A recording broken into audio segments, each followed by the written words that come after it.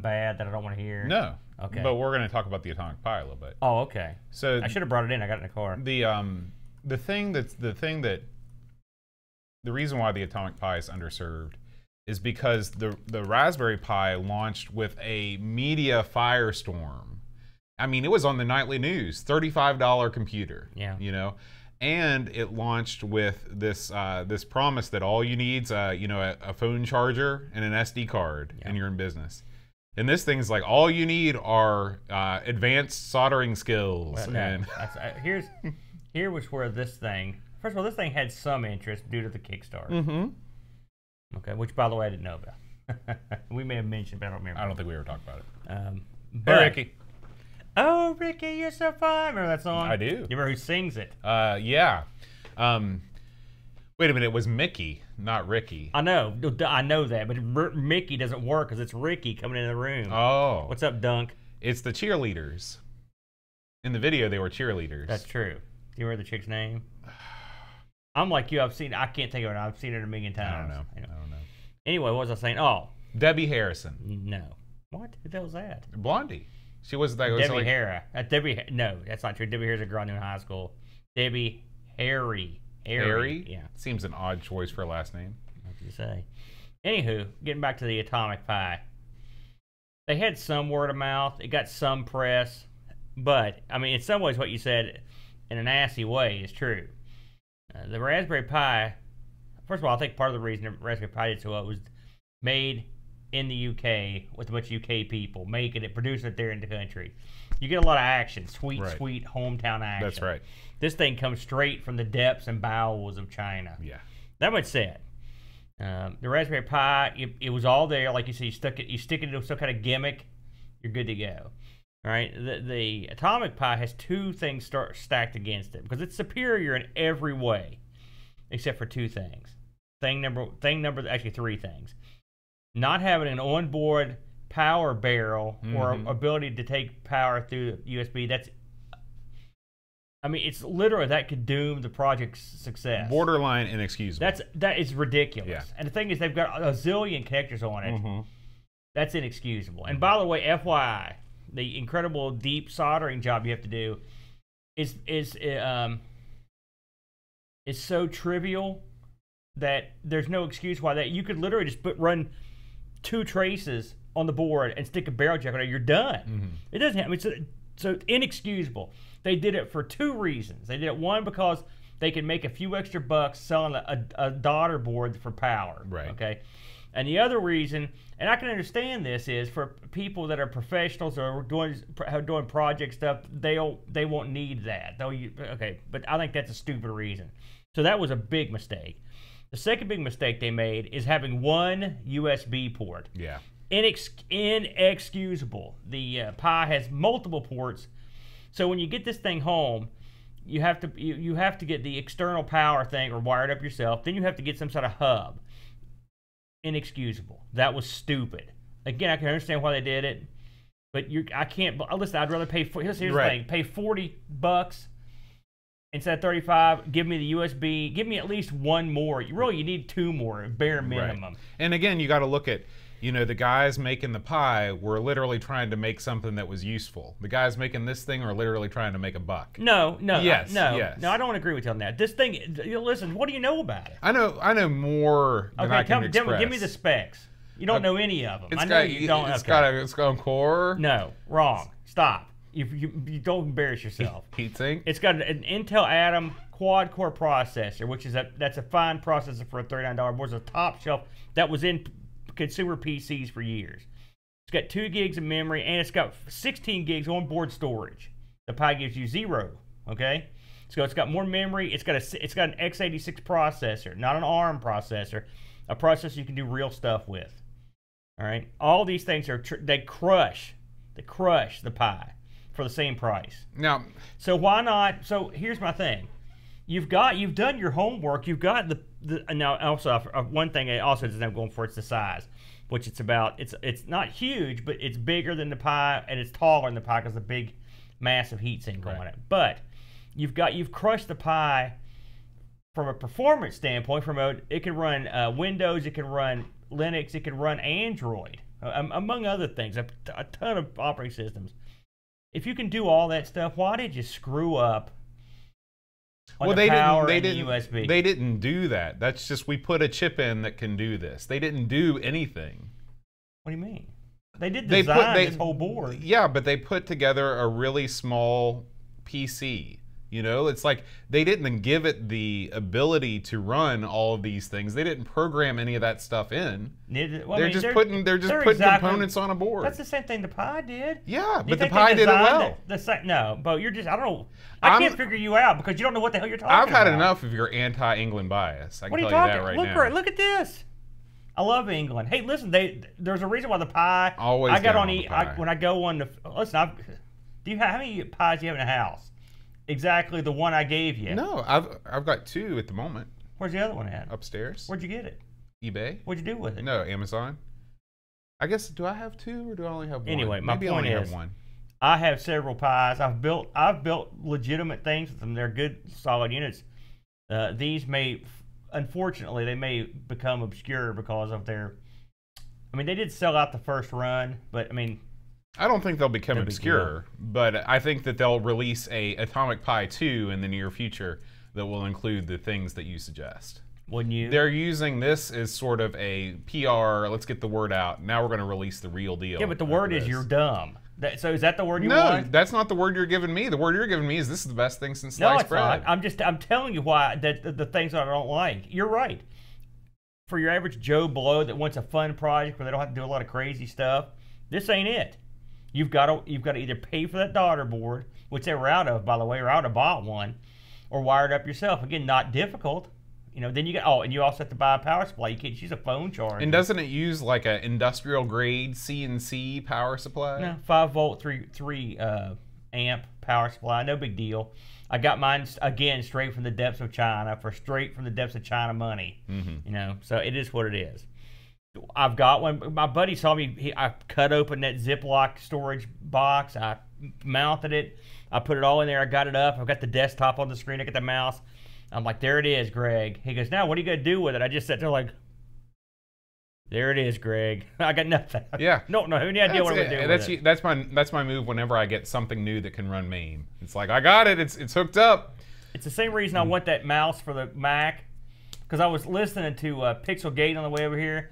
And Cody hit the mother load of freaking Mac stuff. Yeah, I heard about that. And so now he's got, of course, those guys. Talk about the rich get richer. I mean, these guys like, I have everything. I've got a Newton. My Newton's got a Newton. Oh, look what I found in the garbage. It's a classic Apple II that was signed by Steve Jobs. It's like, are you kidding me, guys from Pixel Gaten?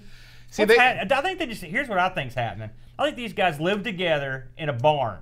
Okay? Hear me out. They don't own any of this crap.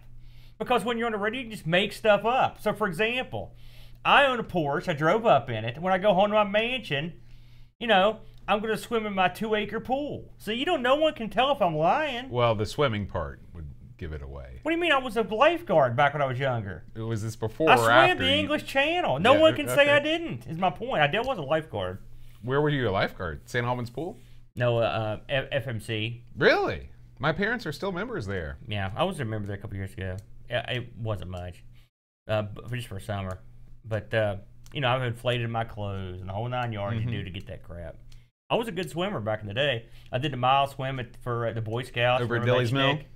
I never could swim in the lake. Yeah. Yeah. It's too scary for me. You're going to go boating in a lake. There's stuff swimming around down there. Well, I'm just saying, it's not that bad. That lake was okay. Yeah. Anyway, I don't think they own any of that. So there's no possible way that two guys could just stumble bass backwards. Oh, wait a minute. You're saying this, mister, I inherited an entire complete Atari 8-bit collection from my babysitter's dad. It's not entirely. Listen, it's not. Are you kidding me? I'm not kidding. You're going to compare this to the Macintosh mother load that this guy, Cody got? To be honest, I don't know. I heard this third hand. Think of every Mac from the Apple II GS all the way up to, Quattros, all this crap. And I'm talking like 10, 12 computers. They stumble bass backwards. Oh, here's a big wall full. The school just gives it to them. Are you kidding me? Impossible. Okay. I'm appalled by it. appalled with jealousy and Well, rage. I don't even like the Mac. I will buy you an Apple mouse for your Mac. You don't have to buy me one. Just point me in the right direction. And a pointer. We'll take it to the next Taze Valley Computer Club meeting. Speaking of which, talk about a bunch of rich guys getting together, man. Every time I walk in there, it's just money all over the place. Where? The Taze Valley Classic Computer Club. Is there another one that I don't know about? So we had 2 C64s last time. Didn't work. Yeah. We had nothing that worked. We had. I liked it when you set up those bean bags. The bean bags were the big hit of the event. Mm-hmm. That event was a dud. Let's face it. It was, yeah. Our computer club's sucking because we have had no new members, and the members that were coming stopped. So we got like about 7 people. It's me, you, and our buddies who hang around an old dojo for 2 hours, laughing and shooting the crap, and then we go home. You're making this sound like it's a bad thing. I'm just saying, it's not a proper computer club. We had one proper meeting when we fixed something. It was awesome. It was glorious. I wasn't there at that one. I missed it. That was the best one. Yeah. Might be something to it. Pixel says he likes the way you cup that ball. Hey. I can't. I've got no good lines I can use on G-rated video for that. But yes, thank you. Boss Man's here. We got a little cast. We got quite the cast. Lobsterminator, Barkbit, Honored Shadow. This is a little touch of the booth. What are we having here tonight? This is the Black Bush. Woo! Yeah, indeed. Man. You know something else the Pixel Gating dudes do is drink a bunch of beer. And you're drinking a beer. Mm-hmm. Why don't you talk about this exquisite microbrewery treat that you're having, Boat? Well, this is Old Speckled Hen. I see. And is it full body with flavor, and does it taste floury or sugary? It's kind of a tangerine with some iron filings on the back end. So what you're actually drinking there is probably Miller Lite. and what I've got is a delightful glass of Ripple. They still make Ripple. I don't know what that is. It's the cheap. Is it like cheap Mad Dog? Booze. Yeah. Okay. Except cheaper. Night Train from the 70s. Yeah. Don't you remember about Fred Sanford? That was his drink of choice on the old Sanford Son. Oh. Give me some Ripple, dummy. I did go to the Whipple Company store. Yeah. I took Juan over there. I went to Ghost Hunter there. Spent the night. We didn't go inside. Time. We drove by quickly because it's a scary place. It's out in this. It's the weird hoodie sticks. Yeah. Did he have a good time? He did. He said that he was not expecting Americans to be as nice because you watch the news and all we do is just shoot each other. And he's like, is that what actually people actually think about America? Like he was scared to come here because he thought everybody would have a gun. Now, of course, everybody does have a gun, but you don't need to be scared. I don't have any guns. Neither do you. I don't have any guns. But I hate guns. He had a great time. So thank you for showing him the arcade. He loved that. I wish the vectors hadn't broke while he was there. That was the downside. I got to take that in and see if I can get I think the reset switch got stuck in it. So. When you do, make sure you film it. Fixed in all caps, Vectrix. It's hard to film this stuff and fix it. That's what your buddy's for, the partner.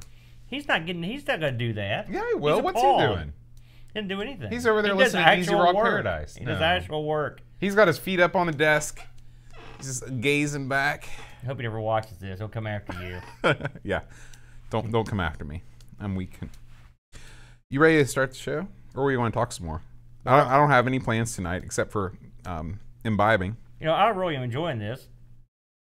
I'll let you borrow it for a while. I mean, I had to get one. I would like one of the bats. You got one of those? No, unfortunately. I couldn't fit that in my bag. We could do some Young One style comedy with that. It's like a Punch and Judy sort of thing? It's like a Punch the Goofy sort of thing. You've never seen Young Ones? It's like Vivian. Have you ever seen, what's their other crazy show? Bottom? I know. I've never seen seen that. That's a good show too. I have seen. They used to play the Young Ones on Comedy Central back in the day. And then Rick Mayoff. I love Rick. I like Avery Everson too, but Rick was so funny. He was also tremendously entertaining in the Black Adders he would appear in. Lord. I watched a couple of those, and I just couldn't get into it. It depends on what season you were watching. I started with the beginning. See, that's where you made a mistake. The first season, which has its moments, but it's the second, third, and fourth season are completely different shows. I mean, totally different. You know, in the first season, the ones you saw, Black Adder was a sort of mealy-mouthed, slimy dork boy that everybody used to crap on. And all the other ones, he's the intelligent one surrounded by morons. So they completely retooled the show. Trust me, that's better. Okay, well, I'll give it another shot then. I'll start with season 2. You should. Yeah, I mean, watch 2, 3, and 4. There's only 4, and they go in different time periods. Right. Okay. But once you finish those, then you can after you're like, man, this was great. Go back and watch the first one, and you're like, you can kind of stagger through them. That makes sense. Tremendous show. Sort of like Next Generation. You know, Rowan Atkinson's a genius. He was great. He's been great in everything. I don't know if we've talked about Mr. Bean, but he's great in that. You know, he's just tremendous. Love him too. So they got a lot of good acts over there. They do. On the island. Old Blighty. Old Blighty. What are we doing here first, Mr. We're gonna do Amigos first. Let me ask you a question about this Atari 1200 XL. Yeah. This is better or worse or the same as an Atari 800 XL? Worse. It's worse. And why is that? There's incompatibility between some 400, 800 titles on the 1200 XL that they fixed on the 800 XL. Anything you can do about that? You can buy one of those kind of Rejuvenator type boards that are crazily expensive. Oh, yeah. However, I never once have played anything that was incompatible. Right, so my next question was going to be. Now, let me ask you, how many multi-disc Atari games are there? Oh, there's quite a few. Really? Like Ultima was one that comes to mind. And definitely not as many as the 16-bit computers, but there were a few. Most of the adventure type games. Look at the love for everybody Blackadder loves Blackadder. The BA. Yeah, it's an awesome show. You think that's how they named Mr. T? It's like a homage. No. I think they were contemporary shows. In fact, they may have. I think the A-Team may have come before. Really? Blackadder, yeah. Maybe went the other way. Where did you get that? That's obscure. That's an obscure idiot reference. I've ever heard one. They're obscure by the fact that very few people would even remember that his name was B.A. Baracus, number one. How can you forget a name like that? The weird lunacy of trying to connect that with the initials for Blackadder doesn't make a lick of sense. This is the way my mind works, Is this the way the show's going to work today? I'm going to buy a cricket bat on my own dime. And whenever you say something like that, I'm just going to turn around and just smack the crap out of you, knock your hat off. It'll be for your own good. Okay. I'm up for it. You know, when we do the marathon, that's how I'm going to do it. And for every time you say something stupid and I whack you, I get the people to send me a $5. You'll get rich. That's right. And I won't last long. I will beat you unrepentantly. Just beat you down. Next week is. Yeah, man. Next week's 200. Really? Whoops. Yeah. We forgot to plan stuff. Yeah. Get on that boat. That's a good thing I've already got the entire show planned to a T. You don't have it planned. I've been working the midnight grease. I've been watching the channels, and I've seen nothing. Well, I've seen just a few references to it in passing. Oh, you were expecting me to make like a Amigathon-style teaser? Well, no. I'm just talking about there was no chatter. You're talking about the Discord channel, not the YouTube channel. Well, it's all up here. It is? Yeah. Talk about Discord right there. God only knows the people in there chatting. I don't want to know what they're talking about. What was the name of that show that had... Herman's Head. Yeah. There you go. 199 episodes. That's what happens. You know that still hasn't got a DVD release? Really? Here's a quick wacky tidbit.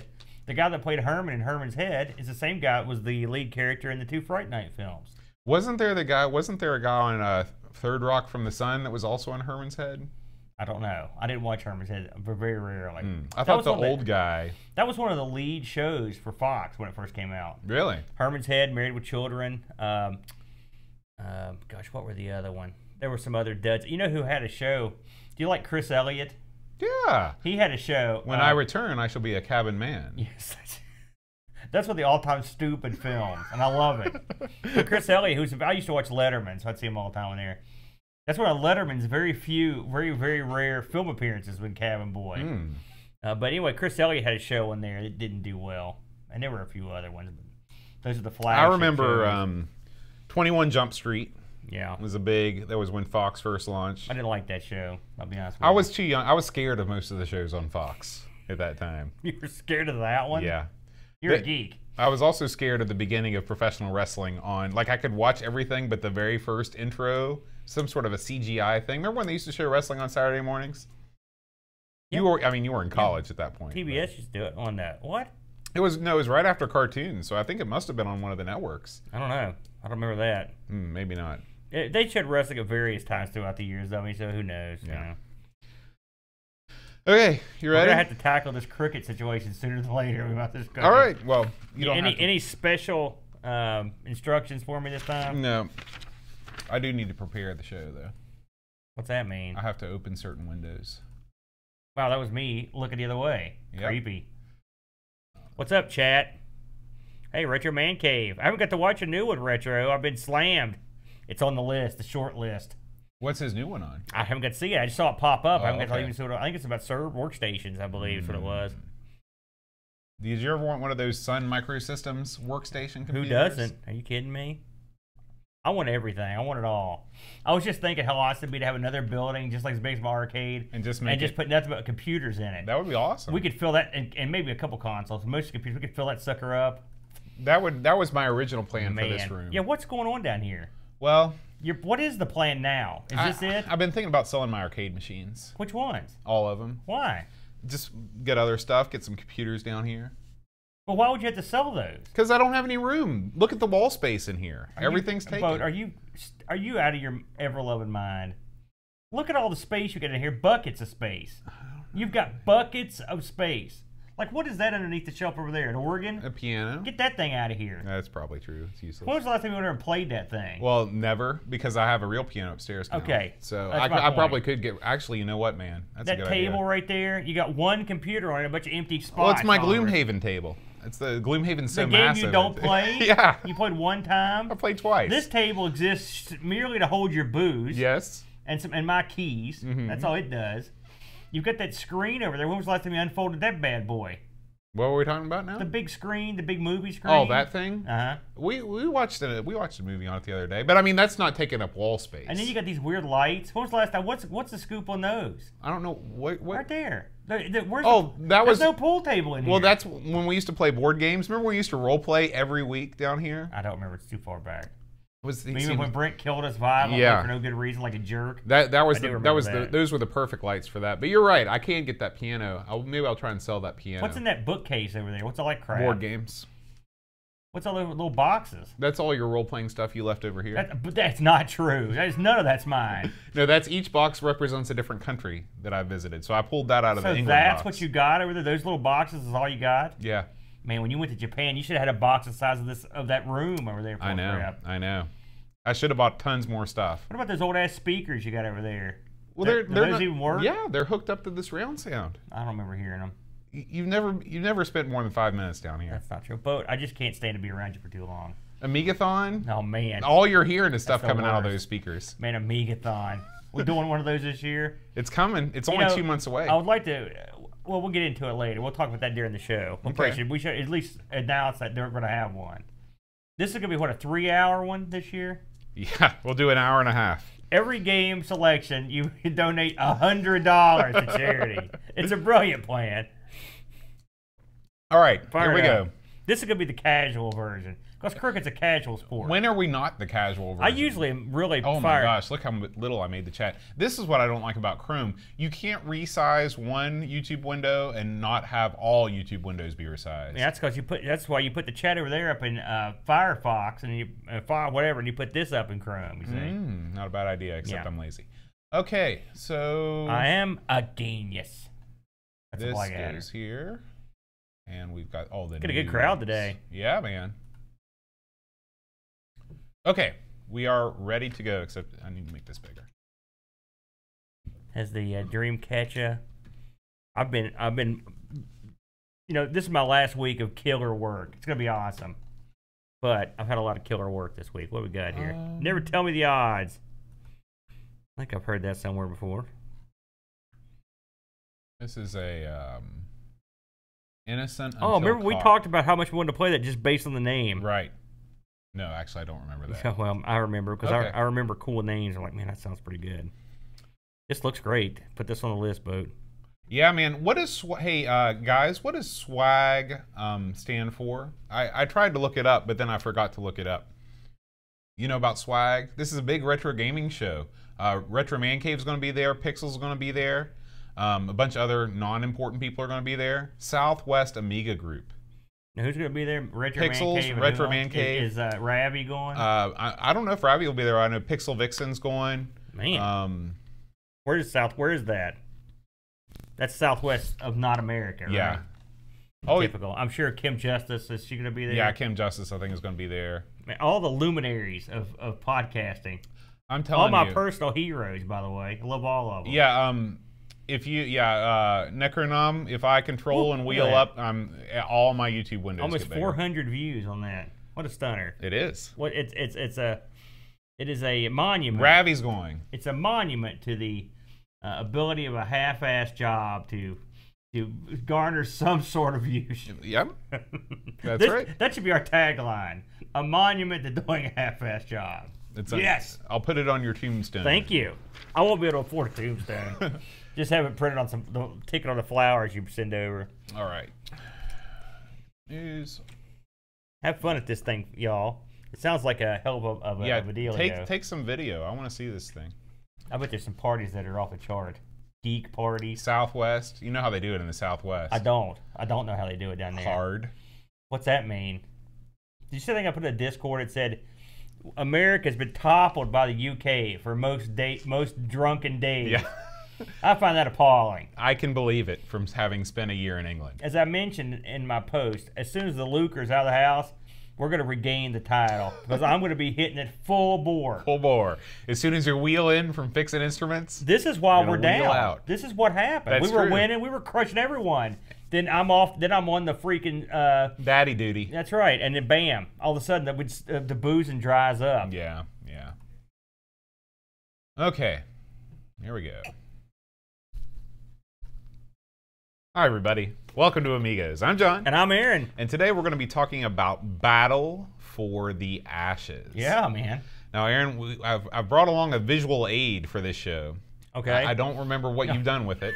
You've wisely taken it off the table from the place where I'd set it. I was enjoying it. This is a cricket ball that my friend James Eggington gave to me. The egg. Before I left England.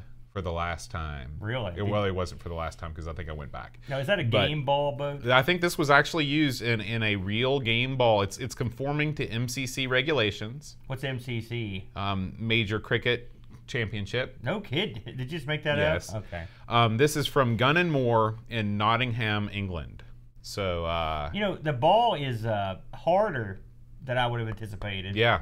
Yeah. That explains why some of the fellows wear those big like leg paddings, because that would probably jack you up. It's got a pretty nasty double seam. You want that ripping across your skin. You don't want that. So, but we will leave this here just in case anyone wants to gaze upon it throughout the show.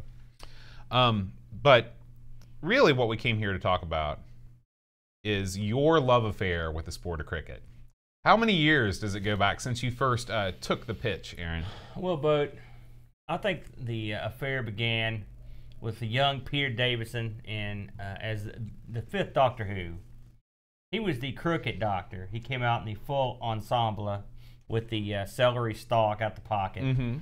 And really, in all seriousness, that's probably the first time I saw cricket or anything having to do with cricket, which is not a sport that I've ever seen here in the States. I believe it was a great episode. There's an episode of Doctor Who where Doctor plays cricket. Really? Yeah, and I read a little behind the scenes on it. They said Peter was like killing it that day. They were actually playing. They just took some highlights. He was killing it. He looks great out there. He's running. He's going crazy. He's also the bowler, and he's just going nuts. But he always wore that sort of ensemble, outfit.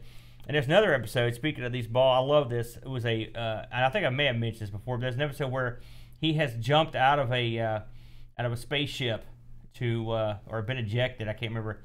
He's in space. He's floating in space. Right, no tether, and he needs to get to the TARDIS, I think it was, or maybe back in the ship. So he's got a crooked ball on him because he's a crooked guy, and he throws the ball, and it hits the side of the spaceship and bounces back, and he catches it, and that propels him backwards into the door. One of the all-time great Doctor Who moments. Man, I need to see that episode. It was. I think it was called 4 to Doomsday. It was the 4th episode, I believe. But don't hold me to that. But anyway, that would be my small bit of foray into the whole cricket scene. I hear about cricket a lot. There have been cricket games on computers we've fooled with. But until this week, I knew nothing of the game or any of its participants. What about yourself? Well, as you know, I spent a year in England going to graduate school. And you'd think that in that year I would have at least found time to make it to a Saturday afternoon game where everyone comes and sits on bleachers and watches a full day of Test cricket. Mm-hmm. Unfortunately, I never did that, not even one time. Really? Yeah. Now, why is that, Bo? Well, I didn't know anybody to. I didn't feel comfortable going by myself. It was sort of like when you go see Rocky Horror for the first time. You don't want to go alone. Mm-hmm.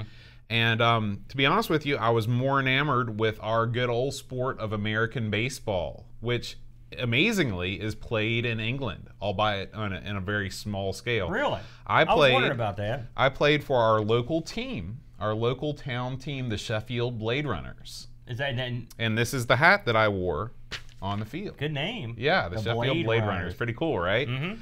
So I never knew that people played ball in leagues. Yeah. And they have a town league. They've got a town league, and so we played against Nottingham and Rotherham and Lincolnshire and all these different places, and it was really cool. Unfortunately, I think that kind of ate into my cricket watching time because the seasons kind of coincide. But I did receive this ball, and I have watched several YouTube videos. Yes. Now, let me ask you a question real quick. Okay. Now, since you played baseball over there, of course baseball's much less popular. Yes, yes. How does cricket stand up against the old football over there? Is that would you say cricket's what, the number 2, number 3? No, sport? I would say cricket is probably a distant fourth. Really, and what would the top 3 be? The first one, definitely the football. Yeah. Yeah. You got multiple teams in every I town. knew that one. But what's number 2 and 3? Number 2, you're gonna be shocked, but I think that darts is probably more popular than cricket. Well, but dart, listen, yeah, I'll give you. But that's not something that you're gonna have a big stadium full of people out coming to see. Like in America, you got football, baseball, basketball, hockey. Rugby, definitely more popular than cricket. Mm-hmm. Okay. And then I put cricket number 4th. Mm-hmm. Number the 4th. Now, I know cricket is big in India. Yes. And Australia. Yes. India, Australia, Sri Lanka, the West Indies, very big cricket scene. Basically, anywhere that Britain went to colonize, they left behind a legacy, or some might say a rotting disease of cricket. Now, cricket's much more ancient sport than American baseball. Yes, it's older. But I'm assuming that Abner Doubleday borrowed heavily from the cricket. There are very, very many similarities. Well, there are, but there aren't. The story of Abner Doubleday, of course, is entirely fiction. That was concocted by newspaper writers. Yeah, but I like to say that. But what about? I guess my question is that baseball, whoever invented it, or the multitudes, there's a British game called Rounders. Yeah, okay, I've heard that. That is much more akin to baseball than cricket is. Cricket is like baseball in that there's a bat and a ball. Well, and you've got fielders, and they're fielding balls. They're sort of like home runs. Yeah, but anytime you've got a bat and a ball, you're going to have a home run. Just look at tennis. So maybe when you play. Would you like to hear how cricket is played? Are you interested? I've got to get. I watched. You sent me an instructional video. Okay, and I so watched you've it already figured times. it out. No, but I've got a general idea on how it works. Okay, so why don't you explain to me? No, don't put me on the spot. Now, you got the bowler. Right. You got the batsman. Right. The batsman. You've got the. You say it like 1940s Batman. Batsman. Mm-hmm. You've got the sort of like a catcher back there, and you've got the sticks. Yep, the wickets. With the wickets, and you've got the little gimmicks that go on top of the wickets. Right. And so the bowler takes a good run. He cannot go across the line. True. Otherwise, the guy gets a run. All right. And he bounces the ball in, which just an act of, I don't know how he would do that. It's a very different delivery than a baseball. It's goofy. I don't know how they can even make that work. Yeah. I wonder if the running actually helps or it's just distracting. No, I'm not lying. I'm not being facetious. Does it help? I think when so. When you run in like a freaking madman. There's an episode of Young Ones where Vivian runs in with the ball and just cracks Rick right in the face with the ball and just punches him with it. Well, he wouldn't have been able to get that kind of force if he hadn't ran up to it. Yeah, but he didn't throw it. He just whacked him with it. Anyway, so you've got that. So they throw it in, and if he doesn't go across the line, the batsman. Now this is the part that's wacky to me, right? In baseball, you're hitting the ball, you're trying to knock it out of the park.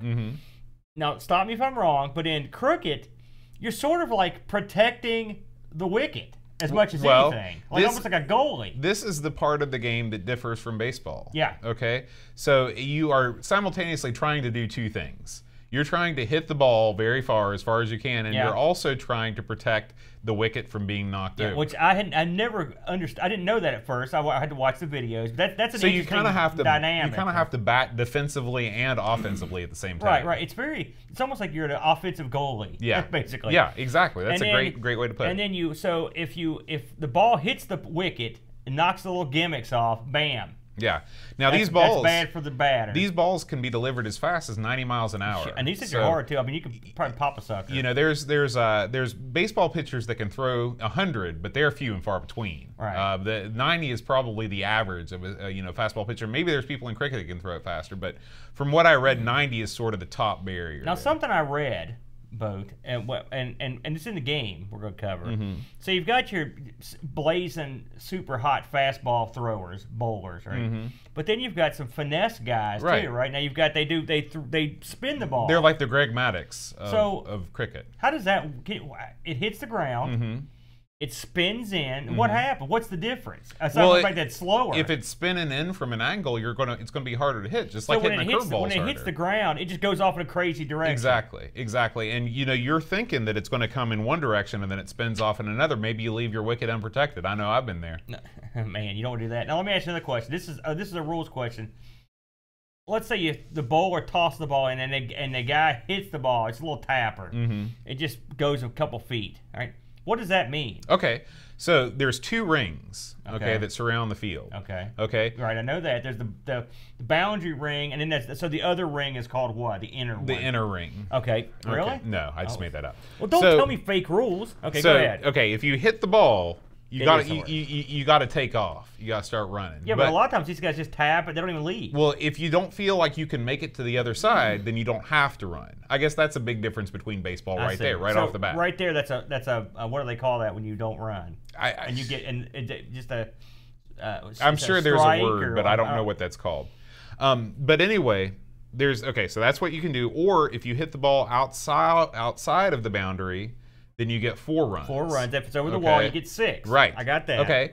That's literally the entire game. Okay. If you hit the ball out in the inner boundary and you start running back and forth, then you get as many runs as you get. Right. If you hit a grounder and it goes past the inner ring, then the fielders have to get it, and in the meantime, you're running back and forth trying to rack up ones, and those are 1 at a time. Now, if a fielder catches the ball, that's a I think out. that's an out. You're just Right.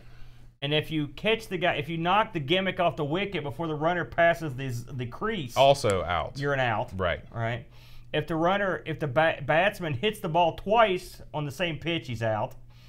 And there was something else that caused him to be. There's a couple other things that caused him to be out. So, yeah, I mean, I played it. I thought I knew sort of what was going on. That's When we're talking about boundary, I guess I'm not talking about like a wall. What I mean is there's like a circle drawn on the field, and that's like the inner circle. Then there's the outer boundary. So you can't actually knock it out of the inner circle. I mean, you can if it's in the air, but. So the thing you're telling me is if the guy just whacks it, it goes a couple feet, and he doesn't run, he just gives himself up, basically. That's what I believe happens. See, because I didn't get that part. I couldn't tell what was happening. Yeah. Now, when we talk about the game, we'll talk about some of the things that I believe they could have done better to make this more apparent. But for now, Aaron, we need to talk about this week's Amiga news. Okay, all right. I'm ready for it. Now, we've been talking quite a bit, and the reason why is because there's not a whole lot of news this week. Really? Yes. Okay.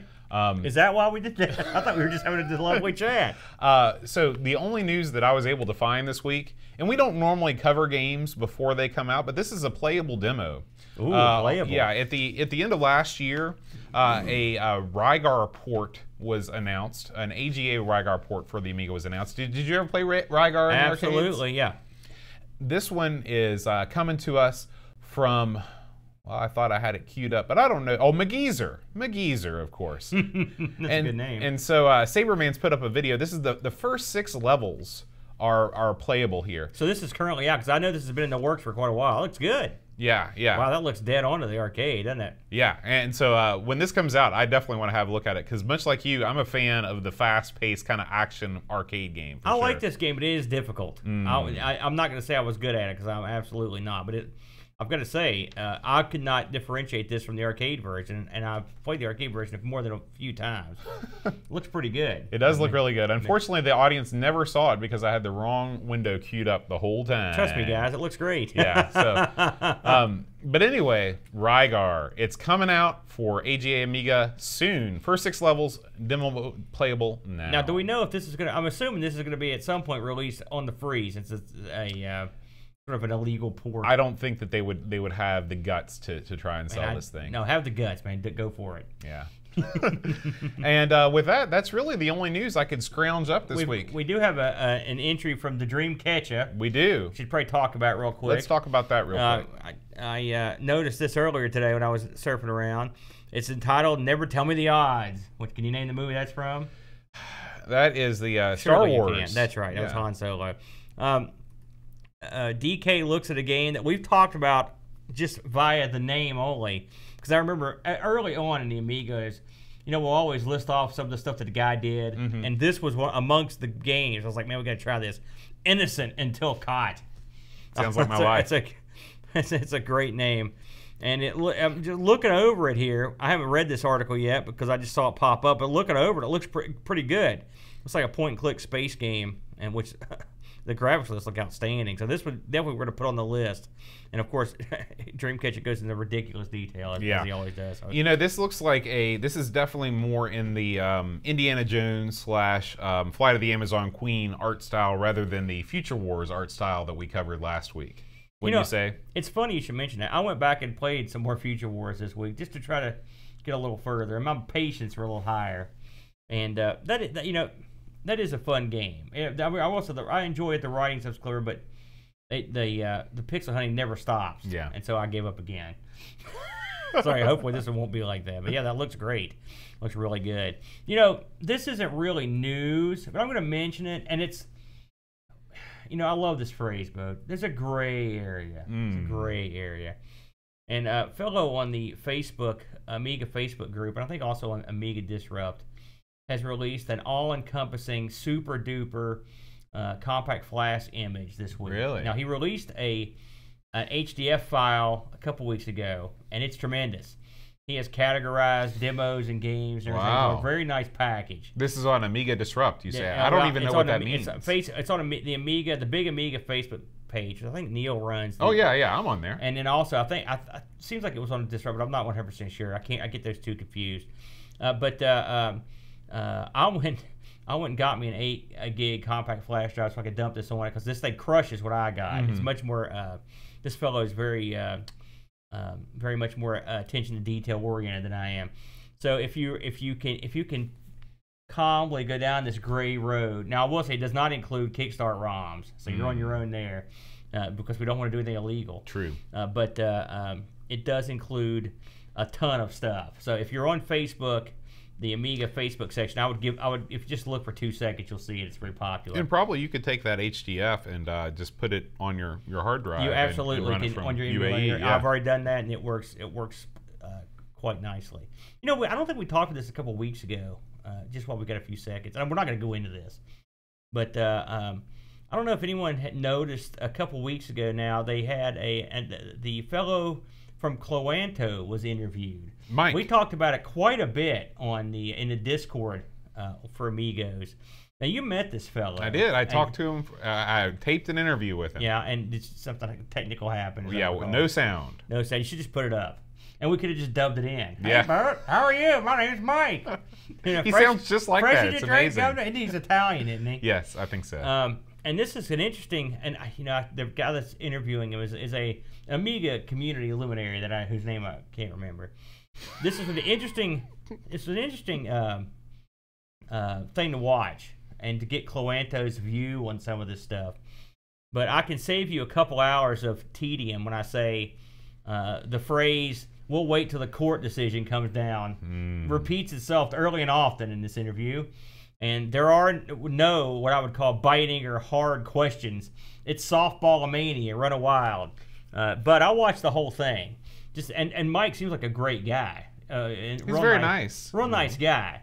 But I don't think the situation's very nice. And I have a feeling it's funny to listen to how how Cloanto's vision includes all this community love and separate brands and open sourcing. So we'll see if that actually happens when the rubber meets the road. But it was an interesting interview. I'll try to link it up in our on our news section. I'll send you over to it. So sounds you can put good. it up if you get a chance to watch it. And I believe there's going to be an interview done with someone from, I think, Hyperion, if it's not already done. Really? So it'll be interesting to see the other side of the coin here. I'm not sure this is one of those situations. I don't think there's a good guy or a bad guy. I just think there's a couple companies trying to make a buck. We just disagree. No, see, that's the difference. We're not trying to make a buck. These guys are out there trying to make a buck in the Amiga world, and they're fighting for supremacy or whatever you want to call it. But I found it interesting. I meant to mention that last time, and I totally forgot. So if you get a chance, check it out. We'll link it up. Okay. I'll send it over to Bo. Sounds good. Well, Aaron, it's time. It's time to talk about this week's game. Let's talk about Battle for the Ashes. All right. Now, just as a history lesson, but before we get into the game, because I'm not even gonna quiz you because I know you don't know what the heck this junk is. I looked because I didn't know what the heck the Battle for the Ashes. Oh, I do know was. this. So you do know this. Yeah. Do you want to tell everyone? So this is the annual match. It's a test match. It's not a T20 match. First of all, explain that to everybody, because we got a lot of Americans or cricket uninformed. Just give them a brief idea of what the different three matches that I saw. So like there's T20 cricket, which is like the new kid on the block. And is that true? And it's supposed to entice young people to watch cricket because it's over in a day. It's like, there's from what I read, there's like a 3-hour version. Then there's like a day version, and then there's like one that goes like 5 days. Yeah. So Test cricket, which is like the Battle for the Ashes, is the 5-day special. T20, I guess, is the 3-hour, and then I don't know what the other thing is. Yeah, there's another one that's sort of it said a day, like a day type of event. So I don't. You got me. Yeah. Now I was going to ask you about one day. Thank you, Gary. So when you see an event like a 5-day event, okay, this is 5 legitimate days. It's not 24 hours a day, but 5 days of cricket action. Solid. Is this played in? Is this sort of like the World Series? I mean, people come out for 5 days there's only one winner and loser, right? It's not like they're one day one team wins and the next day another team wins. Well, I think it's the score is carried over to the next day. I mean, what happens if on day 2 one team's jumped out to a ridiculous lead? Who's going to show up to watch the last 3 days of a pounding? That's a great question. That's a great question. I have no idea. And that's probably something I should have researched before we started the show. Exactly how. Well, I don't know. What can you research about that? I guess you just have a passion for it, or you get used to it, or whatever. Yeah. I mean, I'll sit through a 12 or 15 round boxing match when one guy just gets pummeled. That's true. If your team's in the lead, it might not be as boring. Yeah. So, and plus, you can't undersell the incredible amount of drinking that goes on at all cricket events. Oh.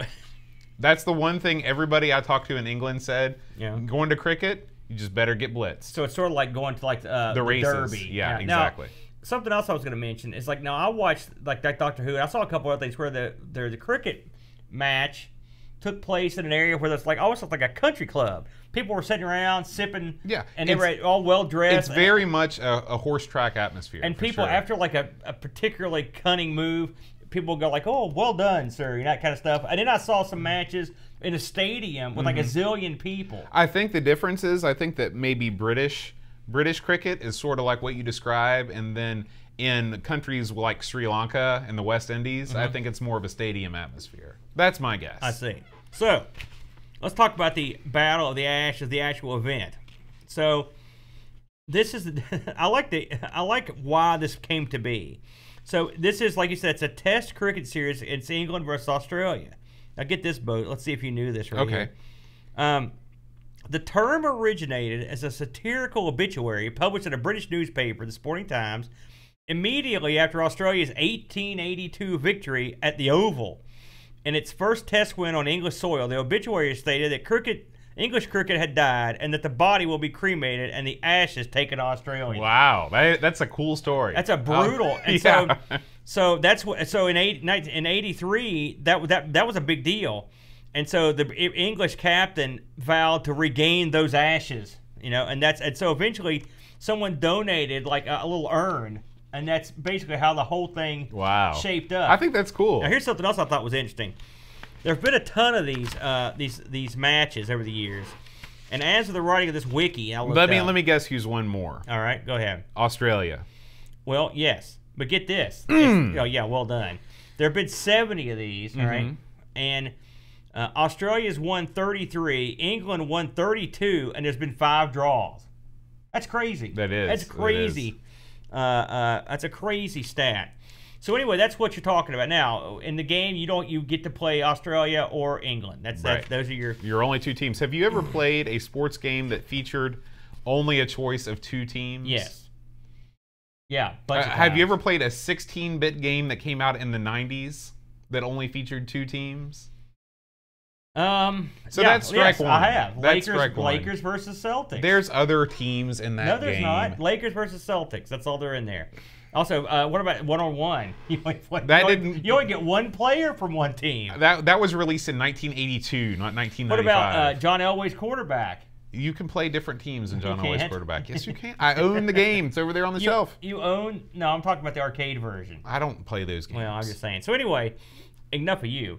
Battle for the Ashes. Now, this came out in 95. And we'll get back to this connection to another game here in a second. Came out on 1 disc. Remember that. You can play 1 or 2 player. You can have the computer go against each other. Fight each other. It'll run on any Amiga. And they also converted this over to the Atari ST and DOS. And it was made, well, it says here that the developer was unknown, but it was done by an outfit called Audiogenic. Right. And allegedly the Amiga version here was based on the PC version from 1994. Now, have you heard of a game called, and I love this name, Graham Gooch? The Graham Gooch World Class Cricket. Me and Graham go way back. One of the first Amigos plays I ever did was Graham Gooch Cricket. Well, so you should have been more than a little familiar with this particular game. It's basically the exact same game. Yes. So Graham, now here's the wacky thing about the whole Gooch thing. Gooch is a great name. It is. By the way. You remember the Gooch? No. Who was the Gooch? Where was that? It was Apparently you don't either. Somebody's bully. Oh, it was Different Strokes. I think the guy, Arnold's bully was called Gooch, I believe. Anyway, Graham Gooch, World Class Cricket came out in 93. I know he's got a killer mustache, Graham Gooch. I saw a picture of him in the game.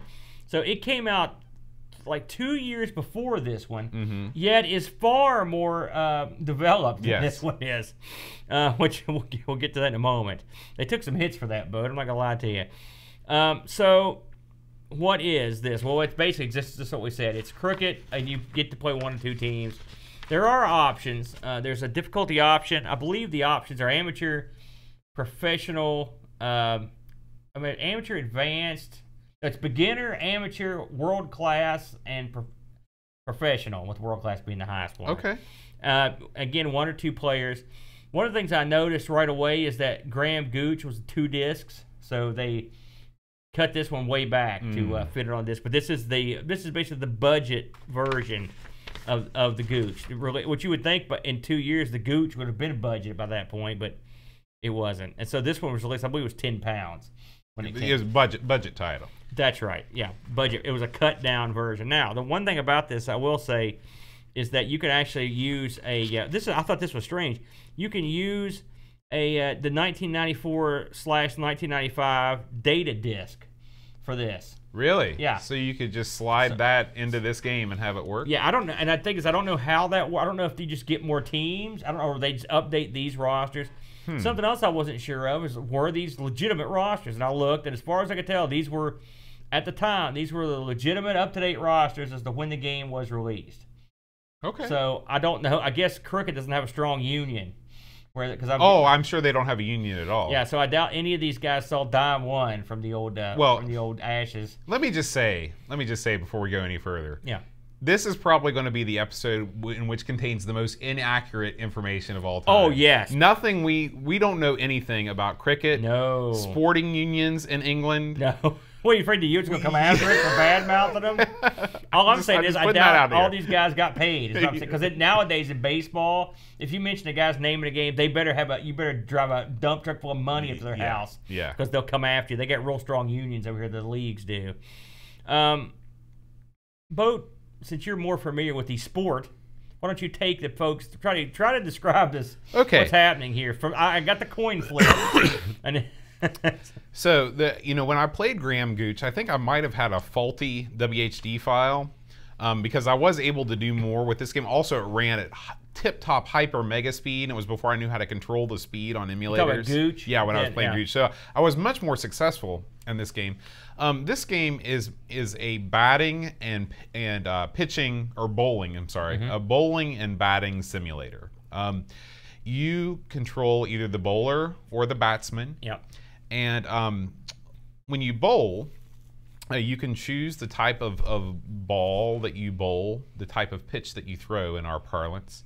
And to approach the mound, instead of just letting the guy automatically run, you can actually control the speed of your run. Yeah, I thought that was an interesting choice. Yes, this is you waggle your way to the line. As the old waggle. Yeah.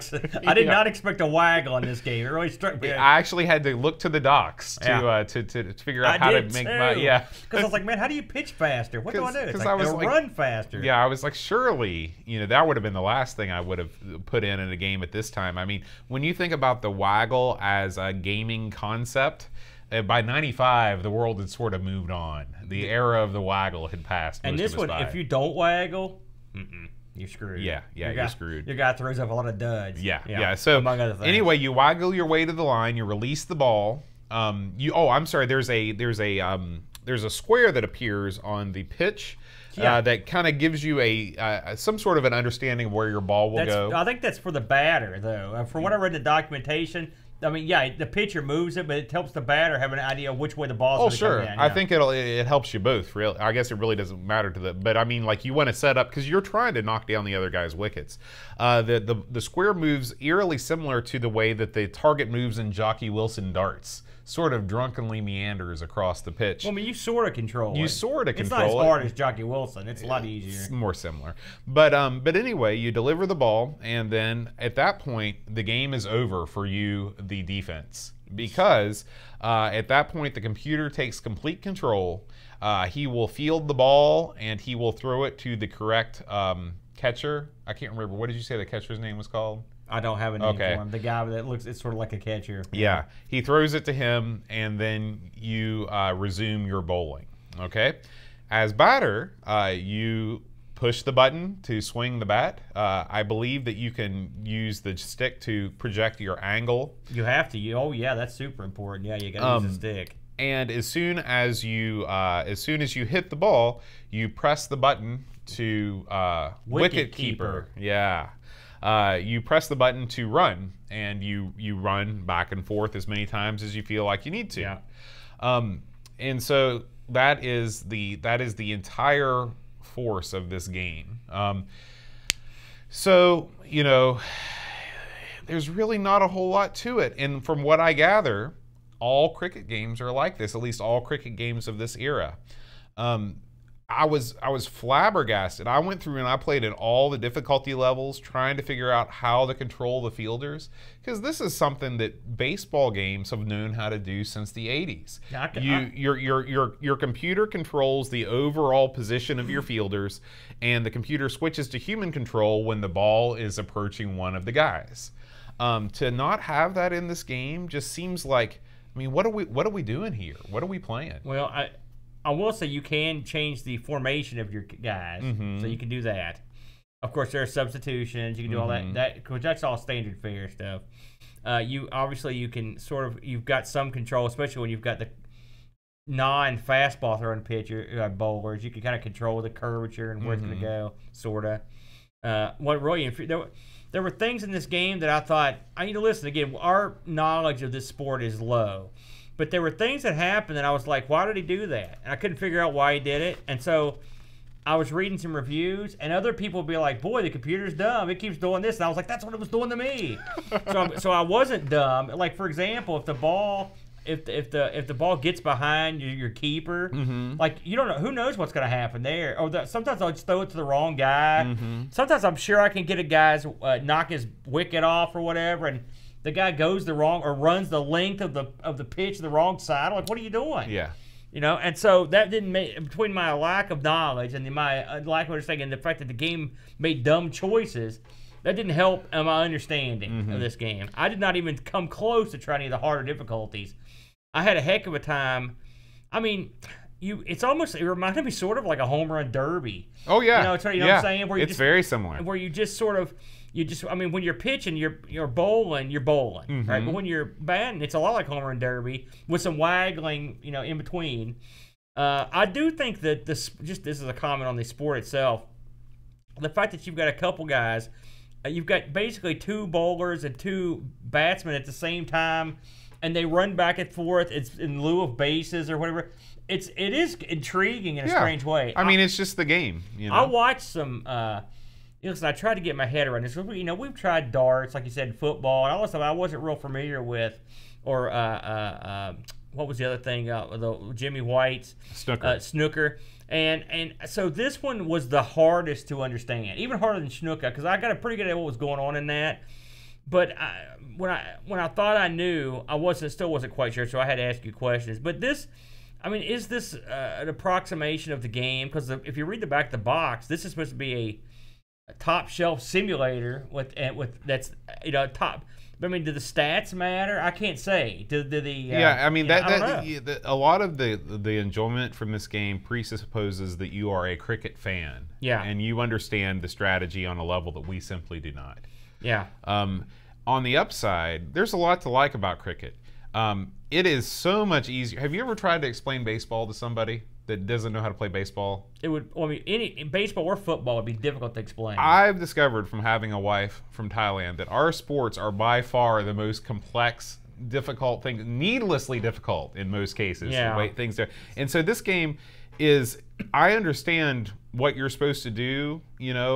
And in a way, like, this is an easier to grok game than baseball, which has got that in its favor.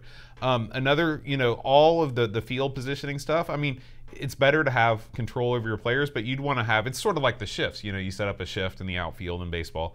It would have been cool to have more. I don't know. It just seems like running back and forth. You don't really have. I don't know if, like, once you start running, you can't go back, right? As far as like once you can go back. You can go back. Okay. You can hit that button and they'll go back. Right. And so, like, there's not, like, you can't really get caught in a rundown like you can in baseball. Yeah. But in this game's favor, I guess, the animation of the bowler running up the pitch is very. I have a feeling that they spent like 95% of their time just working on that. That's the game, because that looks so good. It does. If you looked at the back of this on the box, you'd be like, look at that. Mm-hmm. Something I wonder about is, and maybe you can include me on this boat. The field is so you're a team of 10, I believe, and you've got one guy as a backup in case somebody gets hurt. So you got 11 guys, right? It doesn't seem like this seems like the least interesting team type sport I've ever seen, because the other parts of the team, how important are those guys that just got to linger around the field? Also, how often do those guys become the bowler? Do they bowl? Are there some guys that never do the bowling? I don't think there's a designated bowler like there is, or a designated batter. Are you talking about bowling? I think that there's bowlers. Talking about the guys. Are there guys out in the field that also? I mean, because you can switch guys, you can switch to any of them you want. Yeah. Does everyone on the team bowl, or is it just a couple? No. Like it's like pitchers here. Yeah, definitely. You're not going to get your fielders out there bowling, but everybody gets to bat. Yeah, I know the batting. It's just like baseball, except I think it's not like American League baseball. I think the bowlers bat. I wonder if their bowlers are good batters, because over here the pitchers stink at batting. That's a great question. These are the questions I had that I wonder. Please leave us a comment. Correct every single mistake that we've made, because I want to be set straight on all this stuff. Now, did you play this with it rain? No, I didn't play with the weather. I sat around waiting for it to rain, say that, and I never saw rain. But the docs say that there's rain. They say it's going to rain, and they make it seem like it's going to rain often. They say if it rains once, it's likely to rain again. Yeah, I'm assuming it does rain. Maybe but you I never have to saw set it up. rain. Maybe you have to be in day 3 of the test match. I didn't make it out of day 1. This is just. I played forever. 5 days. You played 5 days? Absolutely. Oh my gosh. I mean, and I mean, many times. Wow. Listen, I had to get in. I had to get in because I was trying to understand. Listen, I try to do a decent look at these things. Yeah. The fielding and stuff too. I will say that is without doubt the weakest points of the game is the fielding. And it's not only is it confusing, but again, they could have done a better job. And especially and something else that bothers me about this, like I mentioned earlier, this is a game that was released in '95. You had 2 years to do something, and you just took and basically cut this thing down to practically nothing. Because I was reading a lot of reviews of this. And a lot of the reviews mentioned that, like in Gooch, you could edit the teams and stuff, and you could really do some some managerial type, In this, you can't edit any of the teams. You're pretty much boned. Yeah. Again, they were selling this as a budget release if you wanted to upgrade to the full version. Right, but 2 years after, what was Gooch going for is what I want to know. When this was released, how much could it possibly be going That's for? a good question. I wonder if one of the reasons why this was the last cricket game is because you could buy Gooch, a better game, 2 years older, for probably, I mean, maybe you could get it for £5. Something else I noticed when I looked at this thing is I always check Lemon, right? This is the only game I've ever seen on Lemon that we've covered, except I've covered some stuff on my own. This is the only game I've ever seen on there that had no reviews. Right. None. I noticed that too. I couldn't freaking believe that. I did look up a couple wacky things here. You know that coin you flip? Yeah. It's a 10 pence coin. They call it a loonie. Well, no. That's not what I found. What was it they called this thing? They had a name for it, though. And it wasn't a loony. I thought that was an Australian thing, the loony. It's a Canadian thing. Canadian. So you were just being a jerk boy when you said that. What did they call it? I don't know. I can't find where. Can't find where. It's an amazing story. Oh yeah, it's a two bob. Two bob. Two bob. That's what I read. One of the reviews that said in the 70s that was known as two bob. Maybe that's crap. That's what the reviewer said. But I thought that was kind of neat. I'd call it a two bob. Yeah. The coin flip I had was a master of the coin flip. I will say that. I got that part down. But the rest of it, I think I would like to play Gooch now just to see what I'm missing. Yeah, me too. Although, knowing that you still don't have control. If there was a cricket game that gave you control over the fielders, I'd play the heck out of it. Well, I'll look. The Amiga had, according to Lemon, it had 14 cricket games. Which is a fair amount. Yeah, it is. And so, surely, and I don't think this is the... Now, I will say Gooch is very well regarded. In fact, it may be the top of the heap. So I don't know how the other ones do, but maybe we'll have to try another cricket game now that we have a basic understanding, the most basic understanding of what cricket is. Maybe we can figure out how to play it. I can't think of any platform, like, for example, do you think that there's more than 14 baseball games on the Nintendo? I mean, that's an incredible amount of games. Because they release them year to year. That's true. I mean, now there's definitely that, but in the old days, you never know. So let's get to the particulars here, Boat. I had a look at the. Oh, by the way, this was a very popular demo. I should mention that it was a magazine. It was released in a magazine. This was a demo? No, the demo for this game was popular. What would you put on the demo for this game? I guess it's already maybe a demo. You gotta play a certain amount of time or something. But I read a lot of people talking about playing the demo. I can't imagine cutting it down any more than it already is. So the score on a Lemon on this was 7.4, which is still a pretty good score. It's funny. This, as I recall, this got a higher score than Gooch. It's poor. It's poor for a Lemon. But make sense out of that. This got a higher score Lemon than Gooch. Well, it's because again, how many reviews did this game? Well, get? it didn't have a ton. Amiga Action. These are all from February or March of '95. Amiga Action gave us an 87. Amiga Format gave it a 70. Amiga Power, a 65. Killed it. AUI was the Australian mag for the Amiga, 60%. Woo. They were murdering this thing, and the one gave it 70. Now, I am not going to give this a thumbs up or thumbs because I feel like my limited knowledge of cricket will not allow me to make an opinion, but it was sort of fun, but not a whole lot of fun. Of all, I think that you made a really good comparison. We've discovered a whole bunch of sports thanks to this show, and of all of the sports that we've learned about, darts, snooker, cricket. Was there another one? Football. This is the least of all of them. Like snooker, I'd sit down and play Jimmy White with you right now. Aquatic games, yeah, the great British. I'm torn on the sport, and I'll tell you why. I watched a match. Is that what they're called? A cricket match? I watched some of a cricket match from, I think it was India. Right? And I found it kind of slow. I mean, people were excited. Right. But then I watched highlights of old cricket, and the highlights were very fun to watch. Yeah. And now, since I'm an American jerk boy and everything, I mean, look what I'm drinking here. It's a go, go, go all the time, right? No, it's caffeine. There's no stopping. Condense it all down. Maybe that I've been worn down over the years, and I can't sit and watch something unfold because baseball's a slow sport too. You just kick back. I've never went to a pro game where I didn't fall asleep. That's a fact. So This game might just be a little too slow for me now. This is definitely the baseball of the Commonwealth.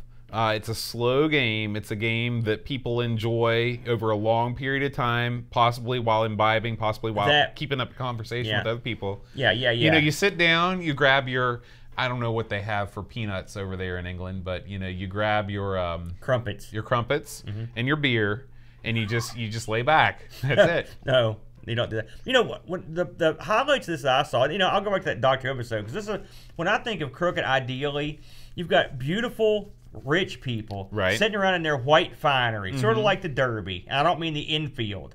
I mean the real well-to-do types. Right. And they've got their nice hats, and they sit around. They watch these gentlemen play, and they're in their nice little outfits. They're the umps or whatever those guys, the refs that look like they're all wearing boss hogs. Yeah.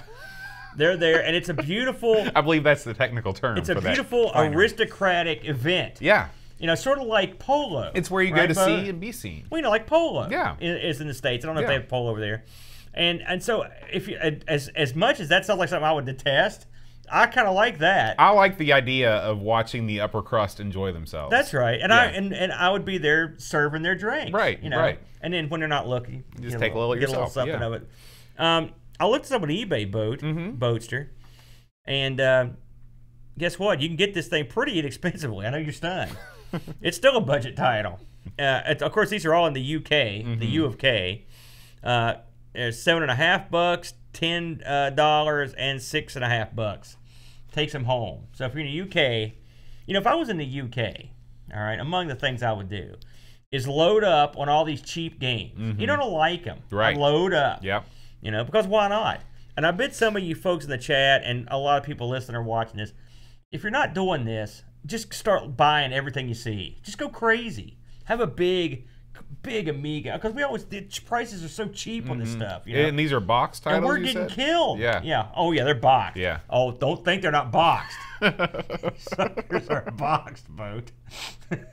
But yeah, I'm still gonna look into Crooked. You know, you never know, man. But yeah, I mean, I'm not even gonna say it's less interesting than say Snooker, but Snooker had those really crazy characters. I'm just talking about the game. I'm not. I am talking about the game. You're not going to write this game off yet? No, I'm talking about the sport of Crooked. That's what I'm talking about too. Yeah, because I mean, I think this would probably be, like I said, Jimmy White had Jimmy White among other things. Those crazy characters. Yeah. Just like, of course, darts as well. This probably has some crazy characters. I mean, it's got the Gooch. This one doesn't. He may be. No, not this game. But I'm saying these games have the Gooch. I'm sure there's some crazy, zany crooketeers. Is that what they're called? Every time you say cricket, it sounds like crooked. That's right. Crooked. So it just makes me think about these guys with like snidely whiplash now, umpires. Let me tell you something. You made fun of me for the way I said snooker, and now I can't say cricket. I've never made fun of the way you make. I say snooker better than you do. Well, there is no right or wrong answer, boat. Carry on. So we got some user reviews from the old Discord channel. Oh man, don't read these next week. Figgy CTZ says, "F this effing game. Don't understand it. Don't care." Figgy, this is a family show. Pixels at Dawn has a different take. I would hope. A beautiful looking game with spot-on UI and probably the best simulation of test cricket on the Amiga. Unfortunately, while all aspects of the game functioned well, I didn't quite get the strategy and so found it hard to get anywhere. A tutorial mode would be great. 7 out of 10. I don't know about the AI being spot on. I don't think your teammates are that spot on. I'm gonna. This is spot on UI. User interface. My bad. I misheard. Yeah. Carry on. It's the black bush. That's all right. And finally, Graham Vebke, no lover of cricket himself. He says, it's a cricket game, and therefore is a waste of binary storage. Wow. But at least it looks like cricket, and not a standing simulator. Man, I'd love to play a stand. I'd be great at that. No, I'm not so good at that one. I'm great at standing around. Really? Oh, man. You should watch me in action sometime. Well, you're a school teacher. That's what you guys majored in. That's exactly what with a minor in yelling. That's right. You're good at that, too. So he can see someone who likes cricket getting into this game. Sadly, the game doesn't have any ball tampering or match fixing options, which would have raised my score, mine too. So I'll give it a generous 2 out of 10 for the Caribbean-style menu music, which I did enjoy. You know, by the way, FYI, you know, I'm glad you mentioned that, Graham, since me and Bo skipped right over it. Who did the music for this? But I'll tell you, Ready for this? I'm ready. David Whitaker, a.k.a. Shadow the Beast and Speedball, and Alfred Chicken. And I will say the music there is no in-game music except for this little jaunty tune that plays over the menu, right? And the music is good. But it's now again. I think there could be a culture thing here. But why is there calypso or steel drum music in this cricket game? Is that the official music of cricket, or is it just completely irrelevant to cricket? Yeah, because think about how popular cricket is in the West Indies. It's like the #1 sport there. So what? This is Australia versus England. So, but at least get a didgeridoo or something out there. What would you like for music in a cricket game? What is the music of death cricket metal to you? Is that British? Yeah, it is. Maybe you should have Pulp play. Who? Never mind. The Pope?